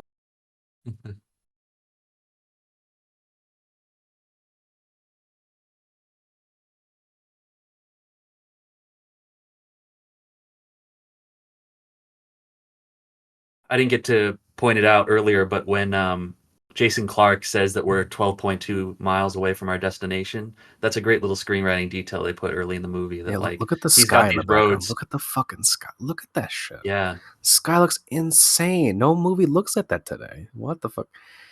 Hey, sorry, not to interrupt you. Yeah, you're, Oh you're, no, you're it's definitely all right. good. Sorry, I just No. see like those bits and I'm like, look at that fucking cloud. Oh, these nighttime bits in Little Bohemia. I mean, like it's so the filmmaking, it's so audacious, it's so And it respectable. yeah, and it definitely gives it something that to know that this was the actual location. This is where it all went down. So like we're seeing something, we're seeing a representation that's like pretty damn close to like what it must have been like when Yeah, it I mean, happened. like I think man in interviews, people ask him like, why do you do that? And he says, well, it doesn't occur to me to do otherwise. It's like if you can do something as legit as possible, there's no reason not to. Which, on one level, I think speaks to a limited sort of imagination, but on the other hand, I think it speaks to his commitment to just like not fuck around. Like he doesn't overthink things. I think he's just like, hey, why don't we just go to the place that it happened and just do it there? And uh, I think a lot of people would be like, well, why don't we do it on a set or whatever? He's like, nah, fuck it. We're just going to the place. It's happening. Well, I would want to get an actor's perspective on it, particularly like somebody who worked with him. But like the idea, and he talks about it a lot, is like the more real it is, the more it like liberates, and like the more that it makes the pretend, Well, convincing. you're not thinking about it, right? Like it Yeah, takes the yeah, self consciousness out of the equation right. You don't have to imagine that you're like, that you're in this because you are place that. You're doing just this doing it. thing, right? And I mean, I don't know. The proof's in the pudding. Like, I mean, I I think just that's the always think genius of about, westerns, right? yeah, It's that if you are in the landscape and you are riding the horse and you are wearing the clothing, you know what I mean? Like you are a cowboy, right? Like you're you're doing what you have to do. I think that's like what makes westerns so fascinating is that like the place really does shape the story in a profound way. And so like you're not I don't know, like you're not having to overthink things and do that much to actually like make something uh quote unquote realistic or have verisimilitude or at least detail. yeah. I'll never forget. Like, there's a clip of Ian McKellen shooting one of the Hobbit movies on a green Oh screen, no no no and no! just That he shit is just looks, tragic. yeah, he looks so upset. Like he's just like, God, That shit is depressing to me. That truly like I fucking oh it's haunting. You know, dear listener, I don't know if we'll ever do commentaries for the Hobbit films on here. Um, maybe it'll be a cold day in hell, but perhaps that day will come. well, that would like maybe that's the perfect sort of commentary because like us talking over it, See, you the won't problem notice is the though, absence like as the much. extended versions of those movies, like they're so fucking long. Like I feel like we would get to a point in doing those movies where it would just be like, "Hey, so Pat, what's your favorite color?" Like we would just we start. just we just start talking about Michael Mann Yeah, in the middle of it. I think it's exactly what happened, which may be rewarding for a listener, may not be. Who knows? Perhaps it will never be done. We'll see. Yeah, like that's like that'll be the commentary when it's like I'm 80 years old and somehow YouTube still exists, and I'm like, hey guys, it's Huey. Here's a commentary for The Hobbit, and it's like And I'll be there. barely anyone has even seen The Hobbit at that point in history. So yeah, that was an especially horrifying scene of torture. And Yeah, can I just say but by the way, like fuck the yeah. FBI and fuck the American Oh yeah. government Fuck and them. fuck and like okay, like for real, like fuck anyone who uses torture for shit. I don't give a fuck. Like I mean, like regardless, like truly, like if you torture people, like you are a fucking asshole. Like not a revolutionary statement, I know, but I feel like there's like in like a post 9/11 context, this movie is really trying to say something about that, and I think nowadays we kind of like, oh well, torture just happens, right? It's a thing that happens, and like no, like like there's no just about it. It's just not good, and I feel I don't know, like the like to me it's like the same thing about like putting someone in prison or in solitary confinement. Like you're just doing the fucking worst to someone you could possibly can, and like there's no humane excuse for it. And I don't know, especially like when like when they fucking like beat up Billy later in this movie, like she can't walk anymore. To me, like that Yeah, that, and that she shit pisses just fucking herself. infuriates me. Like I can't like the fact that shit happens like today. I'm like, all right, do we live in fucking the Bronze Age or some shit? Like, come on, like what are we doing?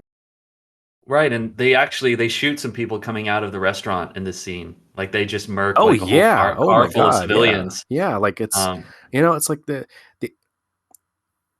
there's no fucking nobility with these guys, right? It's like out of all of them, Stephen Lang's probably the best, but he's like only that level because he's he's like the most realistic and astute guy who understands how to like do tactics. And it's like if fucking he took if Purvis took his advice in this scene. Like, yeah, those guys wouldn't be dead. The fucking civilians would just be able to have, gotten away. And it's like, no, Purvis was just like, oh, I'm not going to give them the chance. And it's like, dude, they're fucking going anywhere. They're resting for the night, motherfucker. Like, but it's just like the hubris, it's the,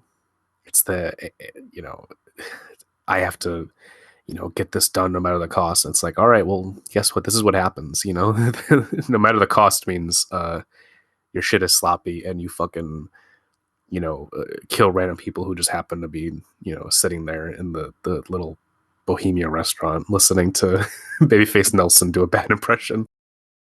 Well, right, and the important thing is that yeah, it's not good and evil. They're counterparts. They're opposing tribes, but they're You said that essentially like you doing the were same Forrest thing. Whitaker in Ghost Dog. Oh, did I? That's a good me and compliment. me and him, we're from warring tribes. Oh, we should. I fucking love that movie. That's not a Me commentary to too. do. That's my favorite Jarmusch. Okay, I love this bit. He's like lying on the bed, and there's like the cowboy painting above him. He's got his arms Yeah. crossed above him. It's such a fucking weird little bit. I don't know what that means, but like, it's a really cool like micro sequence. There's also a great shot where Dillinger lurches out of bed, like he hears the See, look at this. gunshots Like and he yeah. literally opens fire on these guys. Like there's no like it's not accidental. Like he literally fucking murks them. Yeah. Like it's, I mean, you know what I mean? It's like like I don't know how you can compare this to Heat because like Pacino in Heat, he's not going around doing that shit, right? Like this is, it's just it's fucking mayhem. Even in Heat though, like when just the idea of trying to assault Neil McCauley and his crew in broad daylight when they're coming out of a bank with people all around. Right, but Yeah. what I mean is that like, they literally found out about that last second. So there's an Right. excuse for like, okay, like shit's crazy, right? This, it's like they know where they're at. They can have a plan. Instead, they rush in like fucking ass. I mean, I don't know. Like, I shouldn't get like irrationally upset about this, but like this whole bit here where like he sees that they're dead inside and like registers Yeah. that, and it's like fucking great, dude. Like, it's like I don't know. Should have listened to I, Stephen I, Lang. I mean, like it's the, yeah, exactly. It's like the peak, like I don't know, just like cops get away with this shit all the fucking time. Like, oh man, sucks that God knows whoever just got in the way of me being a murder machine. Like, Well, I yeah, don't it know. makes me so It's pessimistic. it's like the fucking peak of like just American nonsense when it comes to I'm a cop so I can get away with whatever. Well, right, and like my parents, in their opposition to the Vietnam War, and their phones were getting tapped and everything. There were people dodging the draft, and now they're supposed to respect James Comey. It's like it's amazing how many lessons are forgotten with time. And it's Well, because it's that's not one of about the ones. lessons, right? It's like the system finally doesn't give a shit about like lessons learned. There's no lessons learned, right? Like if something can happen, it will happen over and over again. That Yeah, like like it is until what you it is. eliminate Yeah. that possibility and deprive someone of that agency to do that wrong, they're going to continue to do the wrong because they're not going to feel fucking bad about it. None of these fuckers ever do. I don't give a shit. Like if you're a cop and you have like sleepless nights because of someone you accidentally killed, guess what? Like the fact that you're not fucking being tried for crimes in regards to that and you can have a sleepless night in your home, like that's a fucking sign that like you know I mean I'm not saying that, I'm not advocating like someone do self-harm or whatever, but what I am saying is like maybe you should fucking reconsider your existence, like if like you do that kind of shit like that, like this kind of stuff. I mean, well, look, we were just talking about that in terms of what actually happened with this story, right? It's like Purvis does all this shit, right? Has his entire life, and what does he do at the end? Well, he kills himself, and that's the result of this kind of life is that you, like you live a hollow existence. Like it's not cool. It's not fucking fulfilling. It makes you into a husk of a human being. Right, and if you've still got a beating heart, that would weigh heavily on you. Yeah, exactly. It's like at a certain point, like how much can you fucking take before it's just like, all right, enough. Something about the forest in this, there's like almost like a Hansel and Gretel or like a storybook kind of quality Yeah, to it. yeah. Well, Yeah. because like you have this like digital, like the light is so low. Like this is not overly lit. Like you have like light from like one source maybe, which is supposed to be the moon, and then everything else is like Yeah, it almost you know it almost reminds me of like Legend, the Ridley Scott Yes. movie in a way. There's because it's like obviously not fake, but oh, I love this fucking like tactical Yeah, roll that he does, the incredible. Oh slow my motion god. roll. It's Italian fat shit. badass. It is that dude. Stephen Lang is so fucking cool, man. I imagine like for any actor, like being the guy that gets Look to at this do like that in a Michael defocus Mann shot. movie. Look at Yeah. this. It's like everything's in focus. Look at this. This is incredible. Yeah, Yeah, yeah, this is kind I of think it yeah. is like interesting how like yeah, Michael Mann always has like the hero shot in his movies, and he gives it Mhm. to Stephen Lang here.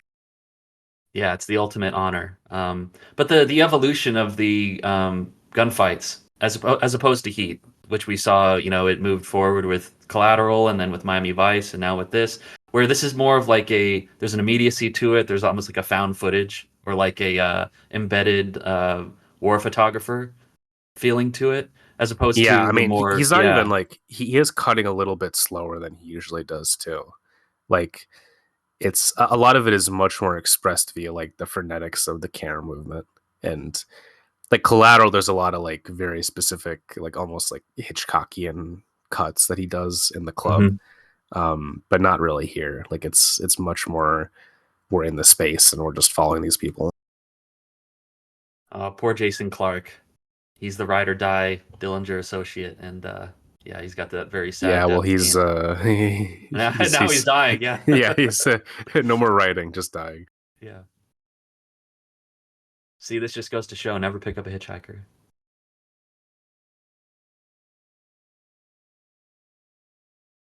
I'm kidding. Always pick them up.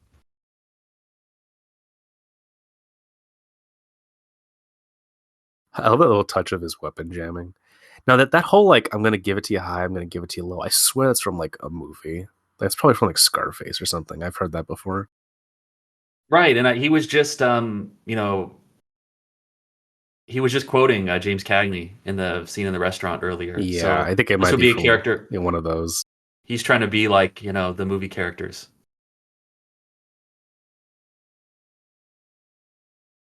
Yeah, Like, look at how Stephen fucking Graham. dark this is. Like, this is so good. Like, this is perfectly lit. This is just pitch black. Like, you fucking can barely see anything. It's just figures moving in the darkness.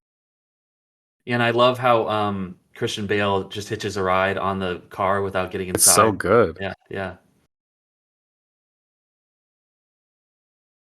It seems like there's like stirrups on the side of the car because, like, Mm. like the hostages. Yeah, there's like a little like a railway Yeah, like a little on shelf. like yeah like a little shelf on the side of the car. I don't know.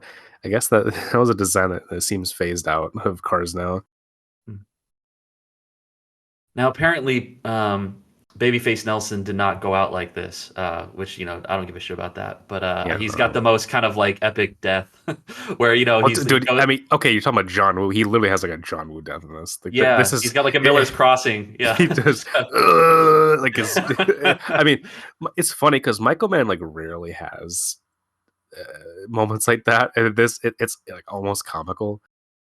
yeah. It's a bad guy. He's so hateful that he's just going to be pulling the trigger till the last possible moment. I mean, this is funny because like it's like every Michael Mann movie has like some fucking villainous, it has the Wangro, right, and like Babyface in this movie is the Wangro character, and Yeah. then the Wangro character in Mann's movies always like ends up just going out in like they have the grace of having the ignominious like shitty death.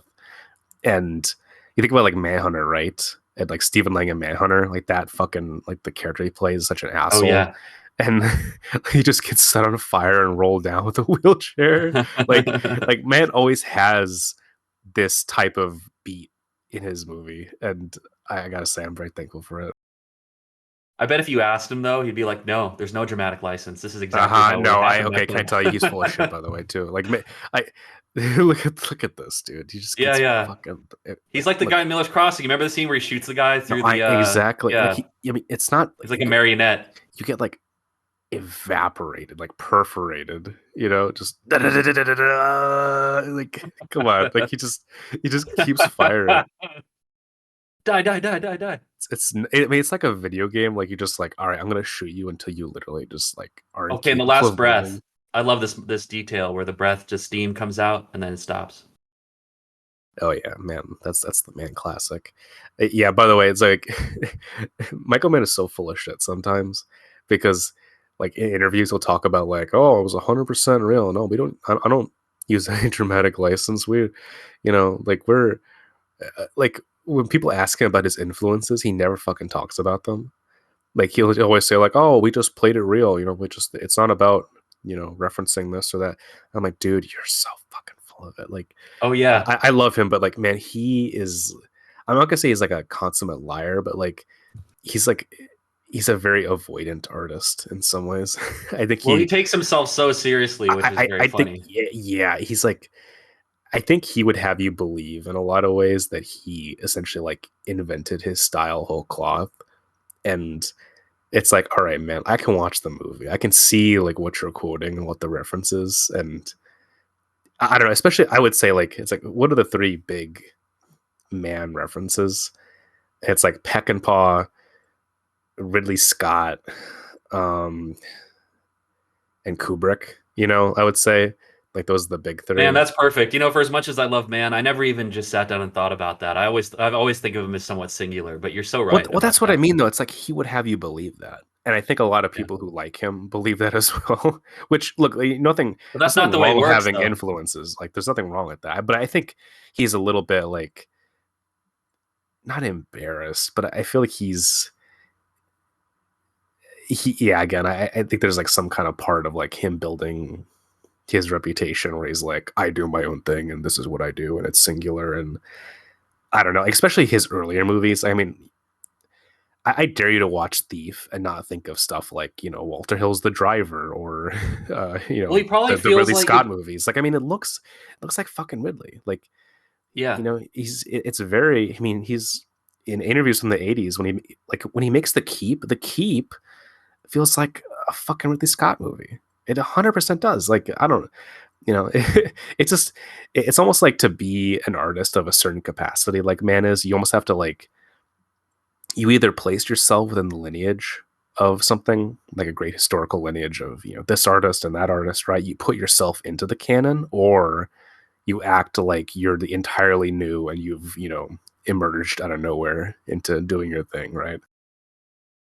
Right. I mean, he probably feels like to acknowledge that any of those things would have spilled in, it like makes the work inauthentic somehow. I think so. I think you're right. It's like he's so dedicated to realism. Yeah, he wants you to disappear. Like he literally said this interview that came out recently is like he wants us to go into a dream state that we disappear in for a couple hours. And I do think it comes from I, that I like think that he's impetus. successful at that, but also, I mean, Right. I don't know. Just like for anyone who like has half a mind for movies, I Yeah, just, nobody exists in a bubble. Yeah.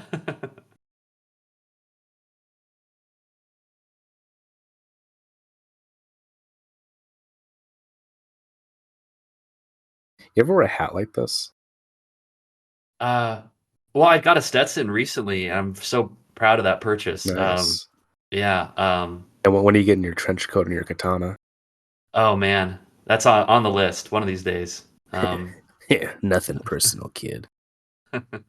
She's so beautiful. I love Marion Yeah, Cotillard. I haven't seen her in a bunch of stuff. I yeah. Well, probably I yeah. can't remember what was the last time that she was in something. God, I'm trying to remember. Let me Like, see. Let me see. but yeah, The Dark Knight Rises was around this time. Oh Not her fucking finest hell! hour That's exactly, but that's right. She was in I bet you hate that movie. Or it just seems like something that would not have a lot for you besides Tom the Hardy. the Dark Knight And Rises. It's yeah, yeah. okay. Like again, listener, if you like it, that's great. I'm happy for you. I think it's trash. I think it's fucking Yeah. garbage. Yeah, let's see. She was in that. The Immigrant, Anchorman 2. She was in Anchorman Uh, too. yeah, she Wow. was in the Fassbender Macbeth movie. Assassin's Creed. I don't know about that. Doolittle. Doolittle. How could you forget Doolittle? Yeah, I'm never watching that. Yeah, I don't know. What about the last couple of years? What's she been up to? Seems like the last stuff that she's been doing is a whole lot of voice work. Interesting. Yeah, doing like animated movies. Yeah, Bill Camp, the character actor who plays Frank Nitti in this, I wasn't aware of who he was at the time, but he's really like emerged as one of like the most exciting, you know, like he's like a stage actor, or he's been in a bunch of indie films, so like he would not really be a household name. But yeah, he was in Lincoln. Oh yeah, He he's was in quite a in bit. yeah. Oh, how can we forget the classic Molly's Game? Come on, man. Oh my God, yeah, he's the poker He's player who he's like he's in Sound loses of everything. Freedom, dude. He's in Sound of Yes. Freedom. Yeah. Holy shit. This is a very romantic scene, by the way. Yeah, I mean, all the scenes between them, I just really adore. I mean, it reminds me a whole lot of kind of like the subgenre of I don't know, like Bonnie and Clyde esque movies, right? Reminds me of like Gun Crazy, the Joseph H. Lewis movie.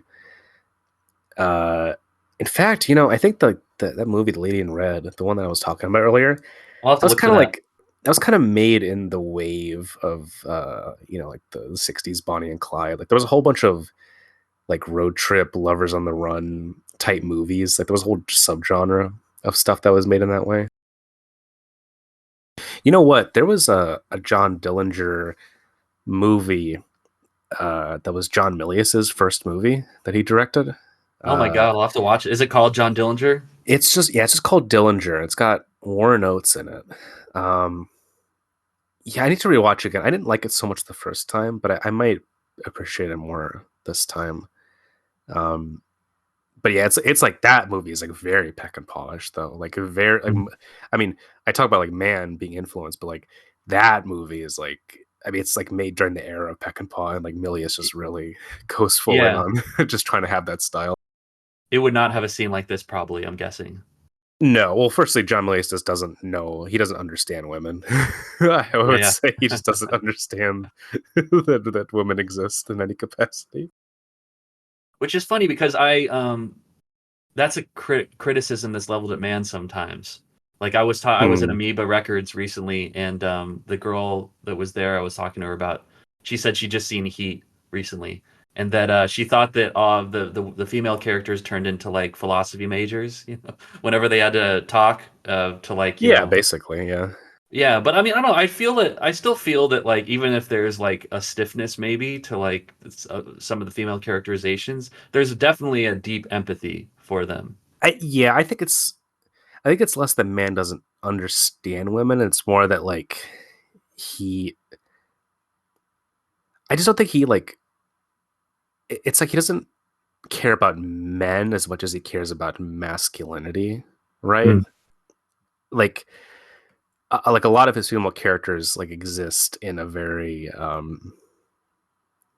I don't know, a forceful capacity, right? Like these are people who kind of like know they either know who they are or they're like in the same position as the male hero, right? It's like Right, even like though Gong Li in Miami Vice, right? exactly, it's like in a way it's almost like he took a male character and just switched the gender in some Hmm. ways to make it romantic. And I think that also somewhat speaks to like like the homoerotic element in man's movies, which I Right. think I would he's entirely unaware of, by the way. Like I dare Yes. someone like some okay, like there's like interviews that I've seen, like Bilge Ebiri, who's like a good critic, like he's done interviews with man. Dude, Oh, he's a great critic. someone please bring up like the gay shit to Michael Mann. Someone call him on it. Like it's never gonna be me. Someone's got to do it because What's the gayest Michael Mann moment? oh shit. Um, Would it be in Heat? yeah. There's some parts in Manhunter which are like Oh yeah, okay, there we go. I think they're like vaguely queer coded. Um, I just I mean it's like man is so in love with the just like this like very melancholic view of masculinity.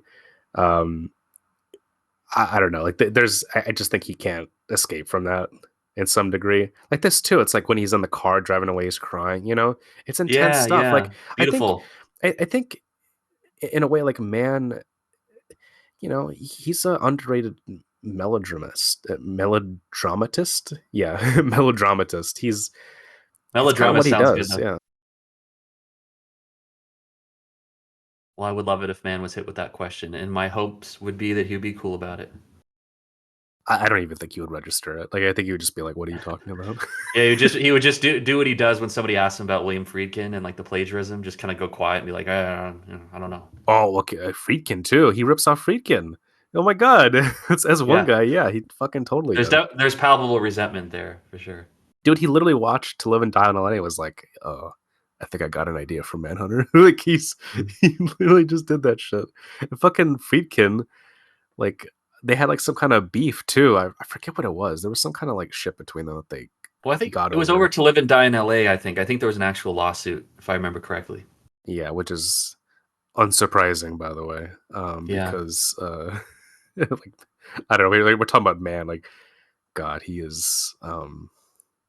Let, us just say I think there's a reason why like he doesn't work with the same like he works with like the same character actors, but his main performers I think he's fairly tough on. Hmm.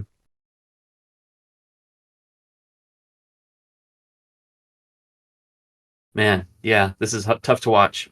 Yeah, this really is like this to me is I don't know like there's some things in like the cinema that like I can't do body horror. I have a hard time. I don't know, just like Violence towards just animals is rough. Yeah. yeah, I don't like that shit. I don't think anyone does ultimately, but like, Yeah, yeah. but the whole bit in this where it's just like we're just gonna fucking like beat you up and have no empathy for you, and like it's just straight torture. Like I don't know, like I it's and it's played like a very realistic way too. There's not a whole lot of hyperbolic. You could just totally see like yeah, this actually happened, and it very much did.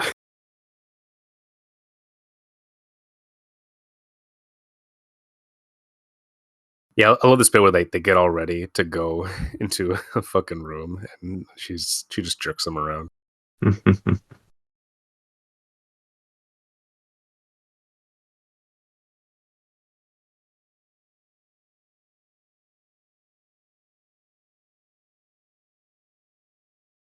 Ugh, I just don't want to watch this. This part just sucks.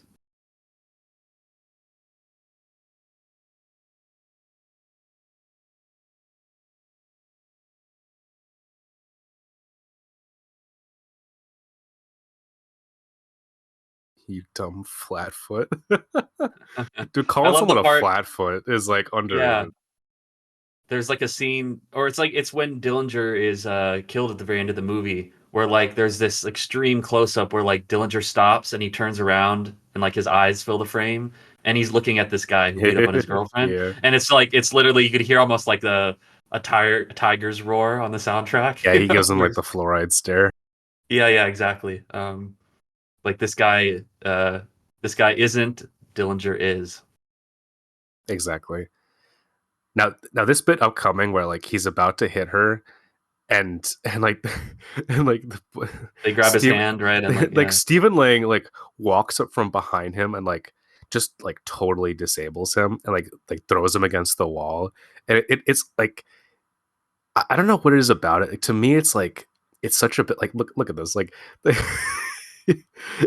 it's like he holds him up and it's almost like it's like a deeply like chivalrous moment. I don't know, you know what I mean? Like there's something like so uh graceful about the way that he does it. I Hmm. just think like like man is so good at like portraying that kind of like because you don't see his face really like Stephen Lang's face, right? There's no outrage there. He just it's like his body has this contained fury at like what he hears going on in this, and like he interrupts it just in time. This makes me think too because I'm pretty sure that Dillinger and Billy don't see each other again. Like that scene on the beach with them is the last time they share the screen together. But then the way the narrative workaround that Man finds for them to kind of say goodbye is what he tacks onto the end, right? Like I'm pretty Oh sure she yeah, stays in jail through the end of the movie, but then by returning, by having that moment between Lang and her at the end, you're able to kind of like to have yeah. that I think it's dramatic like sealing via the off. narrative, like Yeah. you're very much feeling the tension of whether or not they're gonna see each other or not again. And that's how you can have your cake and eat it too, right? You don't need to like take too much dramatic license with the story, but you Yeah, can, sure. yeah. I mean, honestly, like, I know it's I like mean, man's we wouldn't care prerogative about and that, stuff. but Like, yeah, Ray, like yeah. you and I would just be like, all right, fuck it, we'll write a scene, like, you know. But for him, yeah, it works out very well.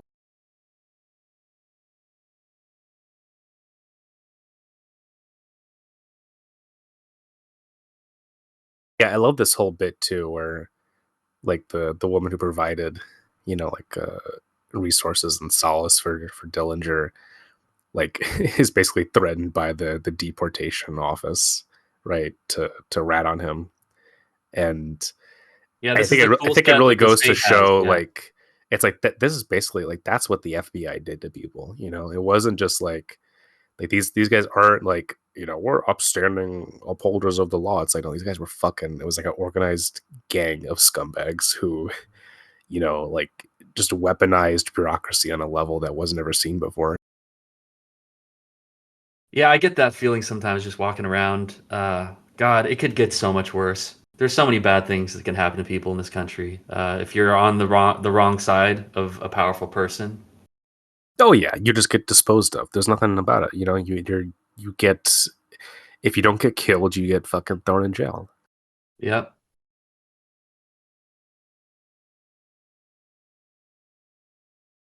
Yeah, this is a great Bale moment where he's just like, look, just lays it out. I'm going to Well, end you.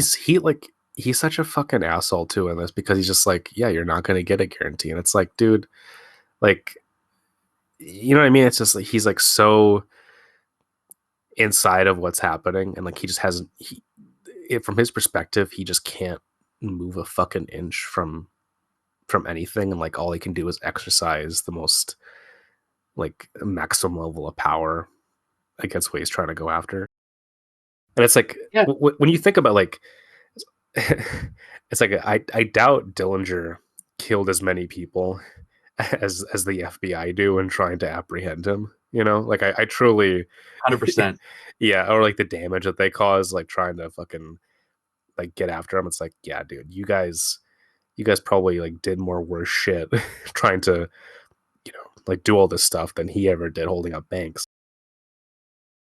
Yeah, but I mean, they have to kill him because he's just making the system into a joke, and they can't Yeah, have exactly. that. Well, Yeah. he's disrespecting the rule of private property, right? Especially Yep. like the sanctity of the bank, right? Which is, you know, fucking, uh, you know, might as well be worshipped in this fucking country.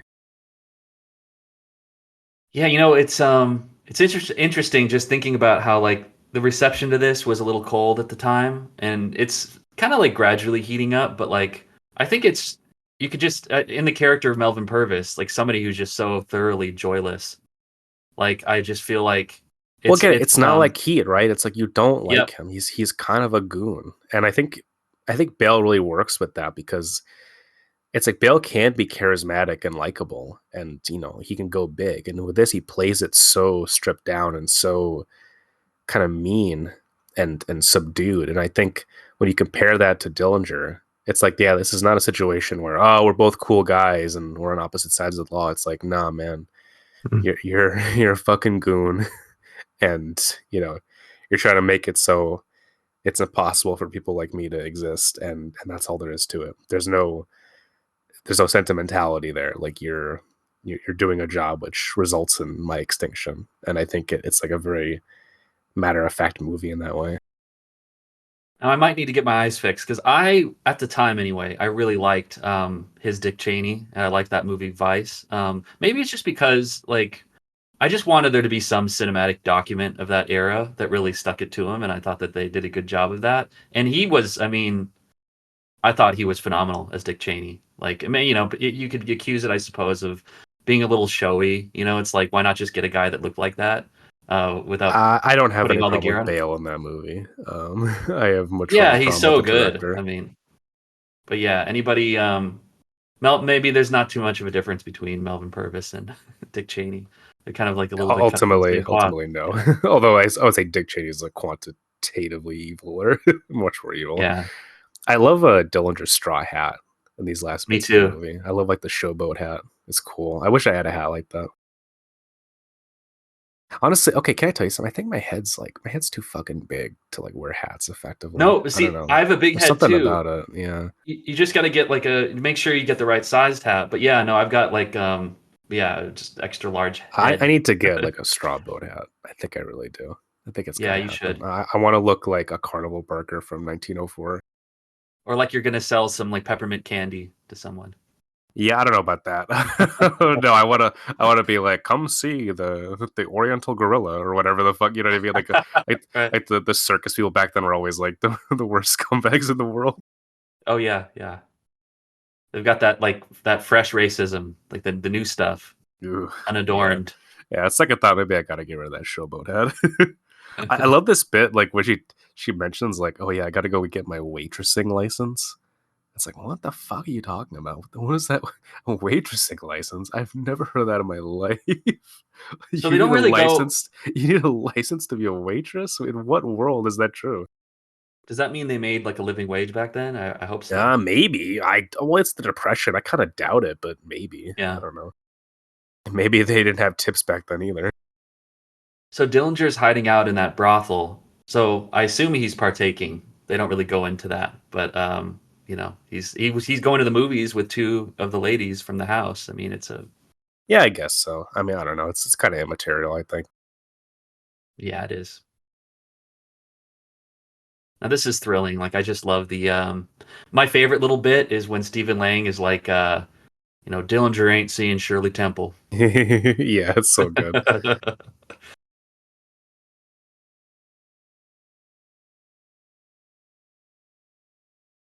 The suspenders, that's a good Now, look too. have you seen this movie, Manhattan Melodrama?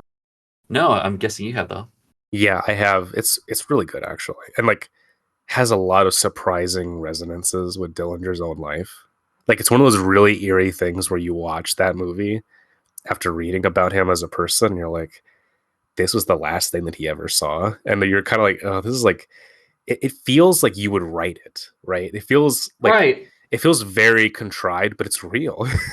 I mean, it's exactly as it was in this movie. Like he literally went to see this movie, and the movie itself is very much about like a you know, a gangster wanting to live a free lifestyle, and like it's, you know, it's really interesting how, you know, it's like before he died, he wanted to see like a version of himself that was like the pure image, right? That was the pure persona that was embodied in a movie star, you know. And Clark Gable, it kind of looks like Dillinger. You know, he's got the mustache, he's got Well, he looks like the the real kind of slick Dillinger a back bit. hair. Yeah, like Yeah. there's not that much. Like it's very strange. It's almost like a Philip K. Dick thing, right? It's like you you go watch a movie of your life before you die. Well, now this scene, everybody liked it. I remember everybody would talk about the scene where he walks into the No, station, which the scene actually is happened, by the way. incredible. Yeah, yeah, and sees his whole life basically just spread out. And what you just said, by the way, it reminded me. You love JFK, right?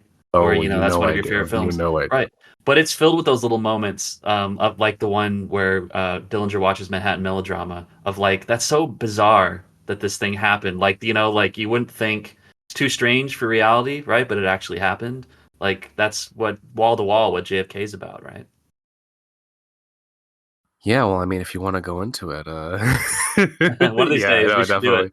Oh God, yeah, it's gonna happen. I fucking love JFK. Great scene. Yeah, Wow. yeah, this whole bit. Oh, we got the music that plays. I mean, again, it's, you know, it's like it's such a eerie. It's like ghosts, you know. It is like ghosts, right? It's like you walk in and you see like the remnants, like the wreckage of all that your life has been. And what I love is that it's almost like it's not even really like a reflective thing, but it's more of like he's just taking stock of everything that he's lost. Like all again, there's this whole line of deceased people, and then at the end, like it's just him, right? He's the only one left. I mean, like that's where the Peckinpah thing comes through very much. I think like this elegiac end of an era attitude. It's a very sad movie, Public Enemies, Oh, I I think think. it is. I think it's man's Yeah. like arguably his saddest.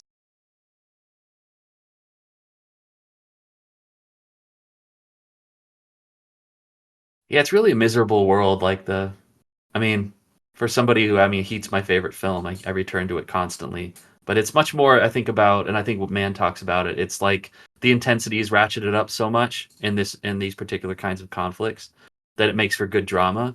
But the actual, I mean, I've only been arrested once, thankfully, and spent a night in jail.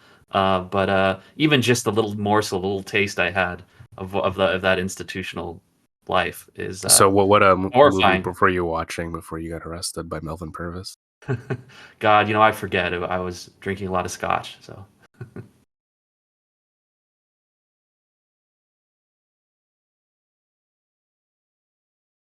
yeah, extremely high quality ending. Yeah, this ending. I mean, like Man's movies usually have pretty good endings. Like this, I don't know. Like I would say like probably out of all of them, it's like yeah, I think this and Mohicans might have like the best endings. Like Oh yeah, yeah, Vice too. I would say, but yeah, I just think all his movies they just end in such a stellar fashion. Like he just I'm knows gonna, how to put the I'm final gonna mark on. yeah, I'm gonna say something controversial that I think the Manhunter ending is ridiculous, where he just like runs over to the beach and just kind of I don't know. I just watched it and there's just something about it that like it feels like it should end like Aquaman does with like Will Graham jumping up in the air with his fist raised and then freeze frame. Yeah, we did it. Yeah, Right. no, I agree with you. Yeah, it's yeah, Manhunter's a strange movie. It like It's in a lot good. of ways it feels like a Miami Vice episode just blown up to a larger proportion. I mean, like it's cool. Like I like the movie a whole lot. It's awesome, but I don't know, like to me, it's always felt like a little bit awkward and gawky within Man's filmography. It's the furthest that he pushed his like music video style, and I think he kind of hit like a limit point with it. Well, it was cool. I mean, having rewatched it recently, and it's so heavily adapted from Thomas Harris's Red Dragon, and it was him, adapting something like that, this intense procedural detective story, as a gateway towards him kind of doing his own version of that, which is what you see in like Heat and in this one, right?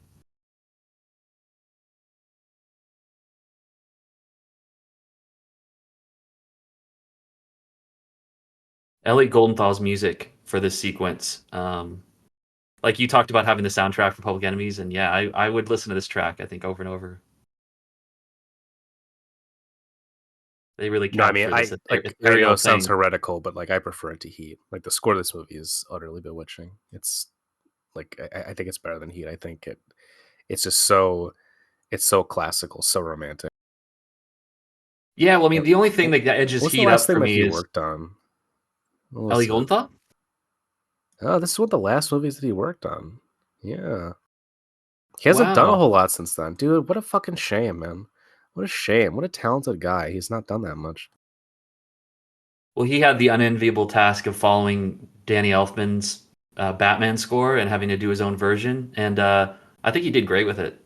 I mean, as far as Batman music, whatever we think of when we think about Oh what that yeah, means. I think so. Yeah, what he did yeah, infamously he did Alien 3, Right. Demolition Man, Interview with the Vampire. Interview with the Vampire has a great score. I still need to watch that. I'm looking forward to it. Oh, I'm definitely going to do a commentary for that movie. I adore that film. Is it good? Yeah. Oh, it's lovely. Yeah. I mean, it's hard to adapt that book, but I think it's a pretty good job of it. I think it's like it's like the craziest Tom Cruise performance. He's fucking out of his mind. I hear he drinks the blood of an alligator, which sounds fucking awesome.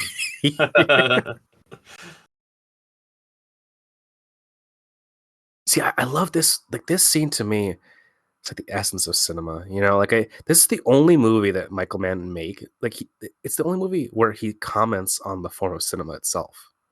None of his Right, other and he finds no a other loophole. movies Yeah. have that, right? Like, but it's like the perfect, like, like very much, like the meta text is in the guy's life, right? So it's like it's such a clean, elegant thing, and I love the way that he intercuts between like the screen and what Dillinger's reaction is. I love like the kind of like the small smile that he does at certain parts, and like I don't know, it's like such a profound thing of like living a certain life and then like seeing that rendered on screen in a way. And I think we've all had that moment with a movie where it's like you connect to it so deeply that it almost like you're just like looking into a mirror, right? Yeah, I mean, movies are so hard to make, but I think that that's the reason we make them, right? Is to give people these transcendent moments. That'd be a good way to go out, by You the know what way. we should have gotten? This is what we should have gotten. We should have gotten John Dillinger's letterbox. We should have gotten that shit. Manhattan Melodrama, 5 stars. The Shirley Temple picture, Yeah, 2.5. yeah, 1/2 star. Didn't like all that John dancing. Dillinger reviews Oppenheimer. He's like, "Well, this nuclear bomb thing. What is this all about?" Bunch of eggheads. Yeah, didn't care for it. A bunch of fucking eggheads. Yeah, I mean, he's John Dillinger's a real Midwestern boy, fucking born and raised.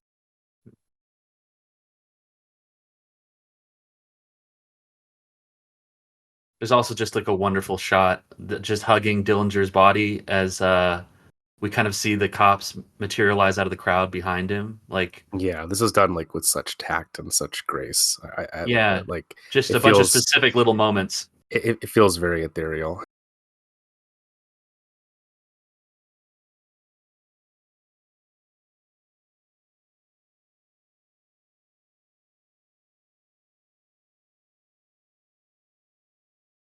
What I like most about this scene is that it's not anyone else. It's the old school cowboy. It's Stephen Lang who gets him, right? It's like Right. it's not the fucking FBI shitheads. Yeah, Code of the Warrior. That's right. That's right. Bushido. I love too when Dillinger goes down and then Stephen Graham hears his final words and then Bale asks him if he said anything and he keeps that one close to the vest.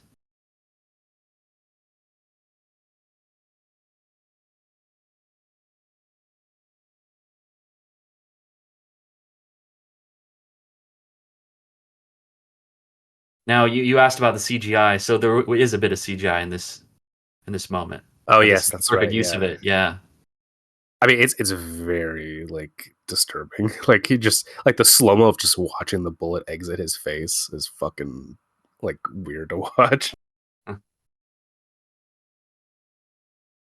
you know, it takes a lot of time to come up to generate these original works. So that it makes sense why man would take so long in between films. But I wish, you know, like I wish the state would just subsidize him to do it.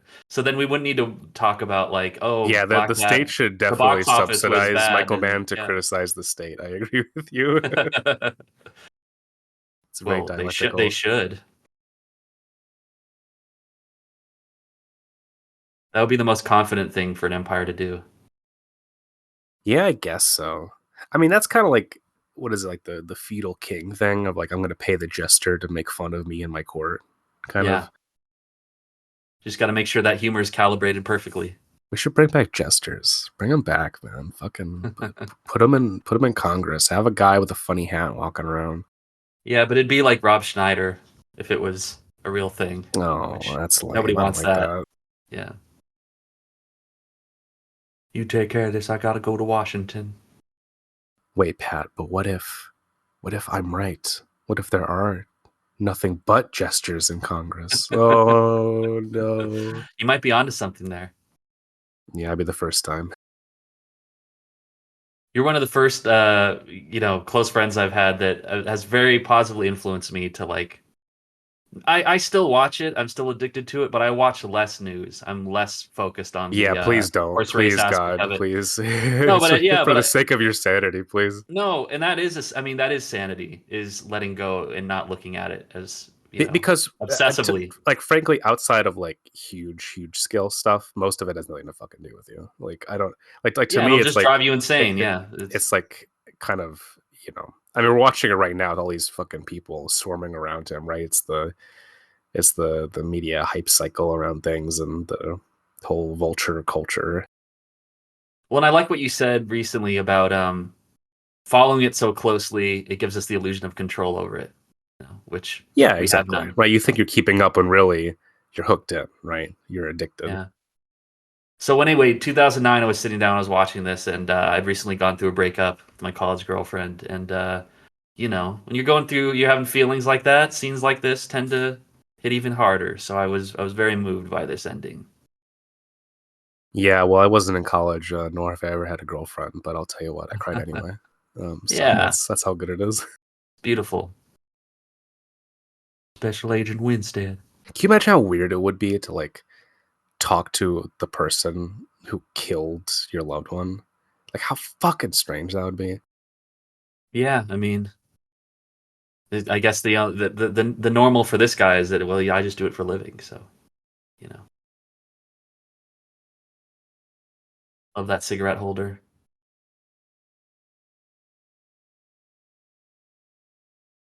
I'm so glad I quit cigarettes, but they'll always have a certain romance. Well, they look cool in movies. That's about all the use Exactly. I have for them. Yeah, as it should be.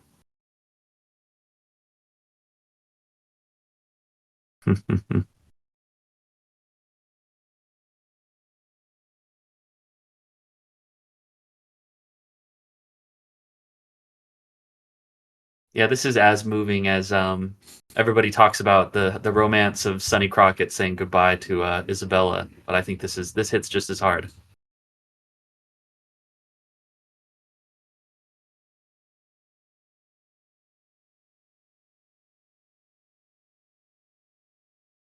Oh, Jesus Christ. Oh, man. I'm not gonna cry because it's the commentary. It's fine. Everything's okay. All I loved smiles. when Michael Mann was talking. I was some featurette or whatever. He was talking about the scene in Collateral in the cab between Jada Pinkett and Jamie Foxx, and he talks about like a look on her face melting him. Like I just love that juxtaposition. You know what I mean? This procedural nest that he puts the story into, but then also he'll hold on an actor or an actress's face to just watch an emotion coming to the surface. Yeah, I mean Like it's the that's perfect way everything. to end it, right? You know what I mean? Like you don't need Yeah. anything else ultimately. Yeah. And it like I don't know. It gives her that catharsis. Yeah, Yeah, beautiful ending. right. It's like, it's at the one kind of like, quasi legit honorable guy involved in all that shit, just being like, all right, well, I've taken away something from you, so at least I can Mhm. do is give you a little bit back. Well, you know what? The only reason it's only because his other films are just so good that like this gets lost in the shuffle a little bit. But like if it had Yeah, been made I by think the anybody big else, problem is that because it's a period piece, it doesn't have like the cool like slickness that Miami Vice gets credit for. Like Miami Vice becomes like, oh, it's a culture object of the 2000s, whereas this very much feels it's not as like cool. it's Yeah, like, Miami Vice oh, is it's cooler. an old movie, but it's not though because it's digital, and you know what I mean. Like it's kind of caught between worlds, which isn't a problem for me, and frankly, I don't see why it would be for anyone else who has more than two brain stems to rub together. um, man, Dante Spinotti, what a painter, right? I mean, just think about this film, then think about Manhunter, and then think about fucking Red Dragon, which was like kind of another version of Manhunter. Well, But okay. it just What about X Men: The Last Stand? Ant Man the oh, Wasp. Uh, um, did he? Oh, he did. um, Did he shoot those as well? yeah. What about Hudson Hawk? Come on, man. Come on. Oh man, way to take the piss out of what I was Come on. about Come to on. say just Yeah. there. Yeah. But he's a Well, painter, like these cinematographers, they're just so gifted. The typeface in this, I gotta say, 10 out of 10. yeah. I want to know what it is. It's good. It's kind of like feels a little bit Soviet. I don't know. Like it reminds me of Like like Art Cyrillic or Deco, whatever. or yeah, what you're saying is better. Yeah. Art Deco, definitely. Yeah. Did you like The Rocketeer? That's one of my favorite films. Yeah, you know what? I did like it. I wasn't crazy about it. I need to rewatch it because it is the type of thing that I love where it's like, like old school pulp stuff, right? Like I really do enjoy that. Um yeah, I thought it was really like, like warm and fun movie. There's a whole bunch of those that like I'm obsessed with. Like I love The Shadow as a Oh my kick-ass god, movie. yeah. Well, I think the Rocketeer will always hold a special place because I think must have been like 4 or 5 years old when I saw it, and I Yeah, saw it with my that's a great dad. movie to see as a kid, right? It's just like you're Yeah, like, whoa. and like very, it just burns into your imagination. Some of the first times you're seeing like dudes grappling on top of a zeppelin. You know, Yeah, no, uh, it's very fun. You know, I'll say this: like, I fucking hate the MCU, but like the first Captain America movie, I will go to bat for that. I think Joe Johnston's not a terrible director. Like, he's like, you know, I wouldn't say he's anything incredible, but I do like his style, and I think he's got a certain delight, and he's not Spielberg, but he could pull off some decent stuff. Like I always think about that montage in Captain America where like they're going throughout the war. Like he bursts through the door and he's like oh, firing the it's good pistol, stuff. and then all the Yeah. guys are behind him. Like, it's pretty well composed, pretty fun, like pretty pulpy. I enjoy that shit. Like that's the one where I'm like, oh, this actually feels like the comic. It feels like two fisted World War II action. If you read the Captain America comics, the original ones, that's what that is. And I don't know. It's cool. And I think this too, right? Even though man's doing all his like very modernistic flourishes, at the end of the day, this is just like a kick ass gangster movie, Like it just fucking works on a basic level. And I think he doesn't get a lot of credit for that. Where I think a lot of people, when they talk about his movies, they're like, oh, but it's such this and it's such that. And it's, okay. But it's like ultimately like man is just like a great tough guy filmmaker. He just makes fucking tough ass movies about professionals, and in a way, he's um, not that different from someone like Walter Hill, uh, who I think they're both like kindred spirits, although I think they don't necessarily have the same influences, but they kind of arrive at similar conclusions. Yeah, and most importantly, they can be felt as much as they're thought about. Like on that fundamental level where movies need to work, where, you're Yeah, although I would say distinguished. Walter Hill's like way less romantic than Man is. Like Walter Hill's actually like proper Howard Hawks, like pragmatist. Like Man has pragmatism in his movies, but ultimately it's subservient to this like sweeping romance that he's Mhm. fascinated by. Whereas like Walter Hill's like, I don't know, there's not a whole lot of love stories in his movies. Right, I was reading that screenplay you sent me for The Driver, and 100%, you can feel Yeah, that. like Isabella Johnny and the driver is like there's not a love story there. It's very just like she's like a Howard Hawks woman. She's like tough and just does things like she like there's no difference between her and any of the male characters. It's very matter of fact. I just saw the credit for technical advisor Mick Gould. He's the SAS guy that teaches all the actors Oh, about how that to use the dude, yeah. weapons and everything. And it was so cool. He actually shows up in a role in Michael Mann's Luck series. He plays a hitman and Oh, just okay. Of doing course he Vincent does. from Of Collateral course he stuff. does. Of But course he yeah, plays a hitman. it's great to see him. Yeah, in front of the camera for once, though. Just this little stocky guy who could kill you in 20 different ways.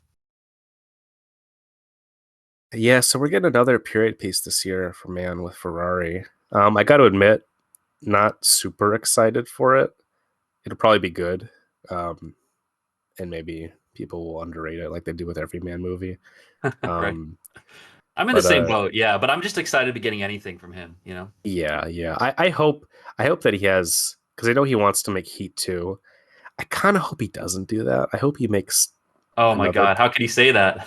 I hope he doesn't. Well, okay, because I read the book, and honestly, I just don't fucking know how he would even do it. But Well, that's why he must, right? I guess so. I'm just worried that it's going to be like a big debacle. I don't know, because like the book has a lot of crazy stuff in it. It's kind Oh, of, it's insane. It's too it, big. I mean, it's yeah, to well, do as a it's film. yeah, and I just wondered. It's like what, like if you would cut out anything, I wonder if it would even be half as resonant. I mean, I just think like you have to keep all the Christian hairless stuff. That's the core Mhm. of the book. I think if you get rid of that, like you're fucked. Like everything else is secondary to that. I feel. Yeah, well, I mean, I imagine when you're writing the book, you got to keep your head out of what it's going to mean to be a film. My guess is that he would rewrite it. It's a different form, right? So the Or story he would need to just work in a makes like a different way, 4 hour monster piece, which none of us God. would be opposed to, for sure. Oh, I would be down for it. Fucking, Ridley Scott should release like a 5 hour version of Napoleon, just like Abel Gance did. Just fucking pump it out there, man. I don't care. But hey, Michael Mann's got a great track record when it comes to debacles. I mean, very few, if any. I mean, like I think The Keep is like one of the only ones that really was kind of dead on arrival. Yeah, he's. If I ever get the chance to talk to Michael Mann, I'll tell you what. I'm gonna be like, dude, where are we gonna see like the 3 hour cut of The Keep, man? Just give it to me, man. Um, Chuck Adamson. yeah, that's his boy. That's Vincent Hanna, right? Or that's an Mhm. inspiration for him. Oh, this is something Joliet, Aurora. Yeah, a lot of places near me. Yeah, I've never been. Oh, Hans Zimmer. Okay. Special thanks to Wayne and Garth of Aurora, Illinois. No, that's not in there. I'm just messing. Fuck you. All right. Well, that was Public Enemies. Fuck. It's pretty good. Pretty fucking good, actually.